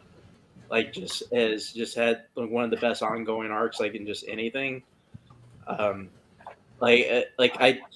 just kind of love how this story progresses and just kind of how like Woody's kind of faced with failure for the first time. And again, I'll harken back to that parenting theme that, he's kind of looking at the first time, like his kid is not seeing him as like the most important thing in the world to him. And just Sid is just a fucking perfect villain. He really, like, just even to his character design, just looks like just the creepiest fucking kid ever. Just it And it's also one where I kind of put it on reprieve a lot just because like whenever because I killed it as a kid, but I bought the Blu-ray like right before I left for college, and I fucking loved that thing the same way I loved it when I was 4 years old. It's one of the few movies I think for me that has truly stood the test of time. It's one that is just I've held near and dear to me for about as long as I've been alive. Paul, you had this, right? Yeah, I had this at 33. I will say, thanks to a movie from 2002, this does not feature the ugliest animated character named Sid. This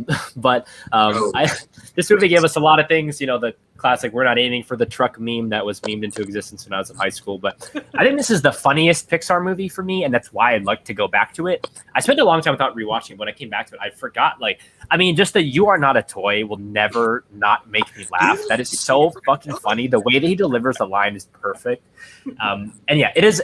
It's so delightfully short too. It's a crisp 90 minutes. It's get in. It's actually 80 something, I think. But like Mark said, I was taught the screenplay in film school. Obviously it is stood the test of time in terms of the way that it's received, but it's a great, it's such a perfect introduction piece, the way that it introduces you to the world of these characters. Sort of the animation itself in some ways hasn't aged, but I think in some ways it's impressive that it still looks as good as it does in some ways too. But yeah, Toy Story, it's a terrific, it's so much fun. God, I just could turn it on anytime. Okay, Nazario, you didn't have this, right? Nope. Toy Story is a movie I have a weird relationship with because no. I grew up watching Toy Story, but it was always consistently a back pocket movie as opposed to one I watched all the time. It was yeah, Toy Story. But as I have gotten older, I have liked Toy Story more, the first one. Buzz and Woody is just such an interesting dynamic because it would have been so easy to make Buzz a dick, but he really isn't. He's not aware of the world and how he is actually kind of hurting Woody. But that's not Buzz's fault. That's just He just proto Drax. He just proto Drax. Yeah. Yeah, actually. And Buzz's crisis. I think this is easily the best use of the character of Buzz. Buzz's crisis with the sailing song is actually legitimately kind of heartbreaking, and the way he goes into a mental kind of breakdown because of it is actually really Nesbit. I don't believe that man's ever been to medical school. It's so funny. I think this movie is excellent. It's a great film. It's my second favorite Toy Story. Sorry. This one, I had also a weird relationship with the original Toy Story. I was really hyped in my teen years for the Disney Renaissance, and somehow when this movie came out, it came out the same year as Pocahontas, which was not great. So everything around everywhere, Disney World and TV and everything was Toy Story, Toy Story, Toy Story, and I kind of felt like it was taking away the hype from the Disney movement, and it pissed me off. So I kind of rejected it initially. It's weird, but those are the things that people do when you're a teenager and you pick sides. But then the second one came out, and the second one is perfect. And then it made me appreciate a bit more of the first one. I still think 2 and 3 are better than 1.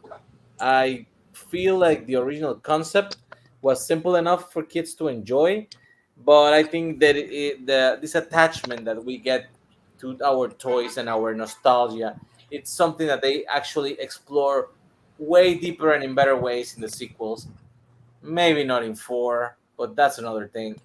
But yeah, I think overall, as a franchise, the trilogy is fucking great.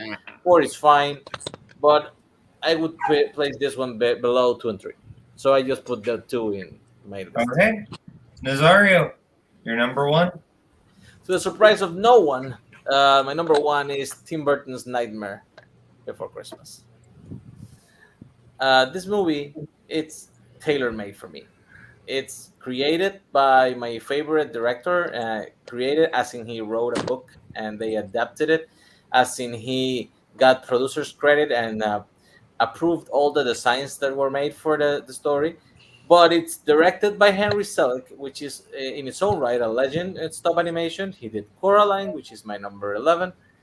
And I think the fact that this movie was done at the same time that Tim Burton was making Batman Returns actually is kind of for the better, because it allows the movie to appreciate all the gothic elements and atmosphere and the elements that Burton gives to these movies, but none of his idiosyncrasies. Danny Elfman's soundtrack is amazing. Is one I know front and back. I can listen to every single song and I love it. He is Jack Skellington when he sings, and it's I think it's just such a simple story too. It's a fable about how if every holiday has its own land and they just keep doing the same thing over and over, eventually you will get depressed. You don't want to keep doing the same thing over again. You saw this thing is new, is fantastical. You want to explore, but it also teaches us that sometimes we should know when we shouldn't involved in other people's business if we do not know what we're doing. Every single design, it's beautiful. The stop animation looks amazing. Like I said, the song, everything is memorable. And it's wrapped in a 76-minute package, which is just perfect. It never feels like it overstays its welcome. It's a movie I can watch at any time, any day, and will always love it. Chance, you had this, right? Yeah, I had this at 9. I think, I talked about that my list. I think gothic environments and gothic stories play really well in animation. And I think this is the epitome of that. I think aesthetically, this movie is incredible. I think it looks amazing. I think just everything just looks interesting, and it's done in a really cool way.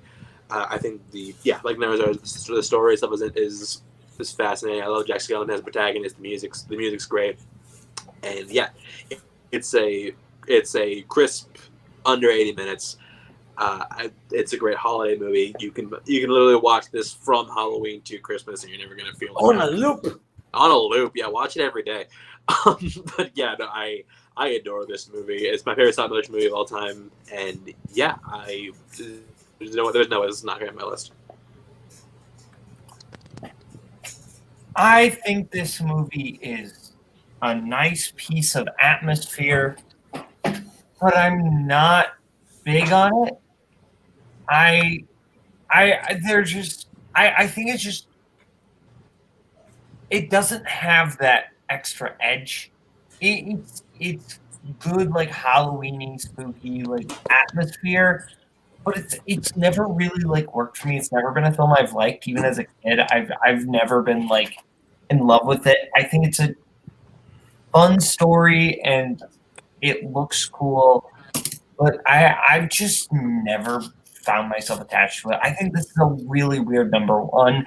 Maybe it's because there have been people that have just made this their whole personality, and like that has kind of those people are weird. Those people are weird. I'll be honest, I love the band, but I blame Blink-182 for making that happen. That's a little bit their fault. I blame that band for a lot of things. Fire Festival is one of them. That was not their fault. That was they were on the ticket. They put knew. that blame on Ja Rule, man. I don't know what we're doing. Yeah. Anyway, where's Ja? That's not important. We're getting crunched for time here. I think this is a fine movie, but both of you having it in the top 10 is really weird. I get it for Nazario. I think it's weird for Chance.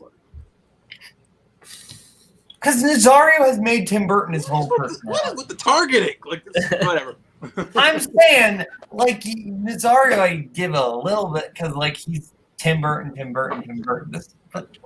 I expect more from you. Anyway, I mean, one thing that is not this movie's fault also, but, like, debates about whether movies count as holiday movies are, like, so boring and not interesting, and, like, this movie gets the brunt of it, where it's like, is it a Christmas? It's like, who cares? Watch it whenever the fuck you want to watch. Watch it whenever the fuck you want to watch it. I think it's a nice movie that I've never really connected to too much either. Maybe it's the music. I don't know. Maybe the goth aesthetic for stop motion has never pulled me in too much, I think. So maybe that's a part of it too. But something about it is just like, I really like Coraline, but this one does not quite do it for me. I don't know why. Mark? I don't know. Maybe we should start a debate right now if Die Hard is a Christmas movie. No, but I haven't seen it, so like, sorry. Fair. Okay, so that is it for the actual tens. So first, we did it, guys. We made it through. So first, grades for the actual top tens. In last place, and I want to make sure I've actually got this is who. Yeah. Okay. In last place, with a B minus. None of you actually think did that bad, but last place with a B minus is Nazario. Oh, Nazario had some great movies on his list, but honestly, having Nightmare at 1 is really what hurt him at the end of the day. I'm also not like big on Totoro, so that kind of hurt. But he had some really good movies. It's just I think this was everyone had really good top tens. Also with a B minus in third place, I have Chance Ellison. Chance had some quality films on his list. I really like the Mini Adventure when you who pick. Really, the thing that kept you with the B minus was the Fantasia pick. That was the thing that hurt you. And he had 3 Toy Stories. Yeah, and I like all 3 Toy Stories. Then the Toy Story 1 and 2 are great. Toy Story 2 deserves to be in the top 10. Then second place with a B, I have Paul. Oh, I wasn't big on Only Yesterday. That's really what hurt you, and I thought Go Up the Time was good, not great. But you had some good ones in there, but overall, like it was a lot of movies I liked, not loved. And the winner of tonight, Mr. Mark Menchaca. Mark Menchaca, yes. Shrek. Oh my God. I love Shrek in a Goofy movie. Wow. But I admitted those are good movies. I thought they were weird to have them All high. 3 Toy Stories. Yeah, good 3 Toy Stories. He had The Incredibles. He had Inside Out. He had Ratatouille. He had a really good top 10. So now grades. Do we have winners for the overall? Oh yeah, Yes, okay. I do. I was just about to get into it. Your grades for the overall. In last place with a C, Chance Ellison. Yeah. Dude, you had some good picks, but Fantasia and Dumbo and not having Ratatouille or Lilo and Stitch, you just had some rough misses, and that hurt you overall. Third place with a B minus overall is Nazario. Nazario had some weird picks, like in your bottom half. You also just had some omissions, like Spirited Away is a rough miss, and you made up for it by saying it was over, but I'm judging your list, not your list you handed in for 3 weeks late. And Nightmare at number 1 is easily the worst number 1 of the 3. It's easily the worst of the 3 number 1s. Second place with a B, Mark Menchaca. This had some weird ones towards the end, but you had a lot of quality films. And number 1, Paul had really also with a B. You had some omissions there, and that's kind of what brought you down a little bit. But you had a lot of good films, and a lot of films I was happy to be introduced. I introduced you to so many wonderful pieces of. And that is what I was happy for. Your Name is a fantastic film. So now the overall top 40 or combined list. Oh boy, it's gonna be insane. This is very weird. It's gonna be wild. The 40, The Great Mouse Detective. 39, Akira. 38, Rise of the Guardians. 37, The Incredibles. 36, How to Train Your Dragon. 35, Ew, Fantasia. 34, also Ew a little bit, Only Yesterday. 33, Aladdin. 32, The Girl Who Leapt Through Time. 31, Shrek. 30, Pizza Delivery Service. 29, 28, Someone's Dying, Batman Under the Red Hood. 27, The Lego Movie. 26, The Hunchback of Notre Dame. wow. 25, History of the Heart. 24, Nausicaa of the Valley of the Wind. 23, The Many Adventures of Winnie the Pooh. 22, Coraline. 21, My Neighbor Totoro. 20, Beauty and the Beast. 19, Up. 18, Princess Mononoke. 17, Finding Nemo. 16, Ratatouille. 15, Inside Out. 14, Too Low, Lilo and Stitch. 13, The Nightmare Before Christmas. 12, Batman Mask of Phantasm. 11, Toy Story 3. And the top 10. 10, Fantastic Mr. Fox. 9, Your Name. 8, Toy Story. 7, Toy Story 2. 6, Spirited Away. 5, The Iron Giant. 4, The Lion King. 3, Spider-Man Into the Spider-Verse. 2, Grave of the Fireflies. And number 1 of all time, according to this channel, is Wall-E, which is wow. That was a weird It's a top weird. 10. Y'all are weird people, if we're being honest. You had some weird picks. But I'd like to thank you to this panel. This is a weird and wonderful journey. I want to give a special thank you to Chance for being a real good sport this whole time. I know I picked on you a little bit. Yeah, you too, man. Thank you for putting up with all the jokes. You had some awful opinions, but I respect you as a person. Kaleb Boatman doesn't care about black people. Oh, no. And I'm uncomfortable again. Thank you to Paul for introducing me to some new movies. Thank you to Mark for letting me talk about Recess. Thank you to Nazario for just being Nazario. So, everybody, thank you all for watching. I know this is a long night and a long 4 episodes, but I appreciate it very much. Thank you to Cody and the YLS team for letting me host. Next week, remember, Got something else to do. Let's go. Top 100 starts up again. Thank you to everybody. Have a good one.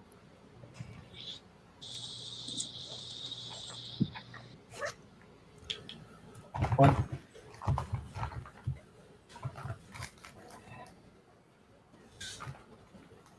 Is there a thing?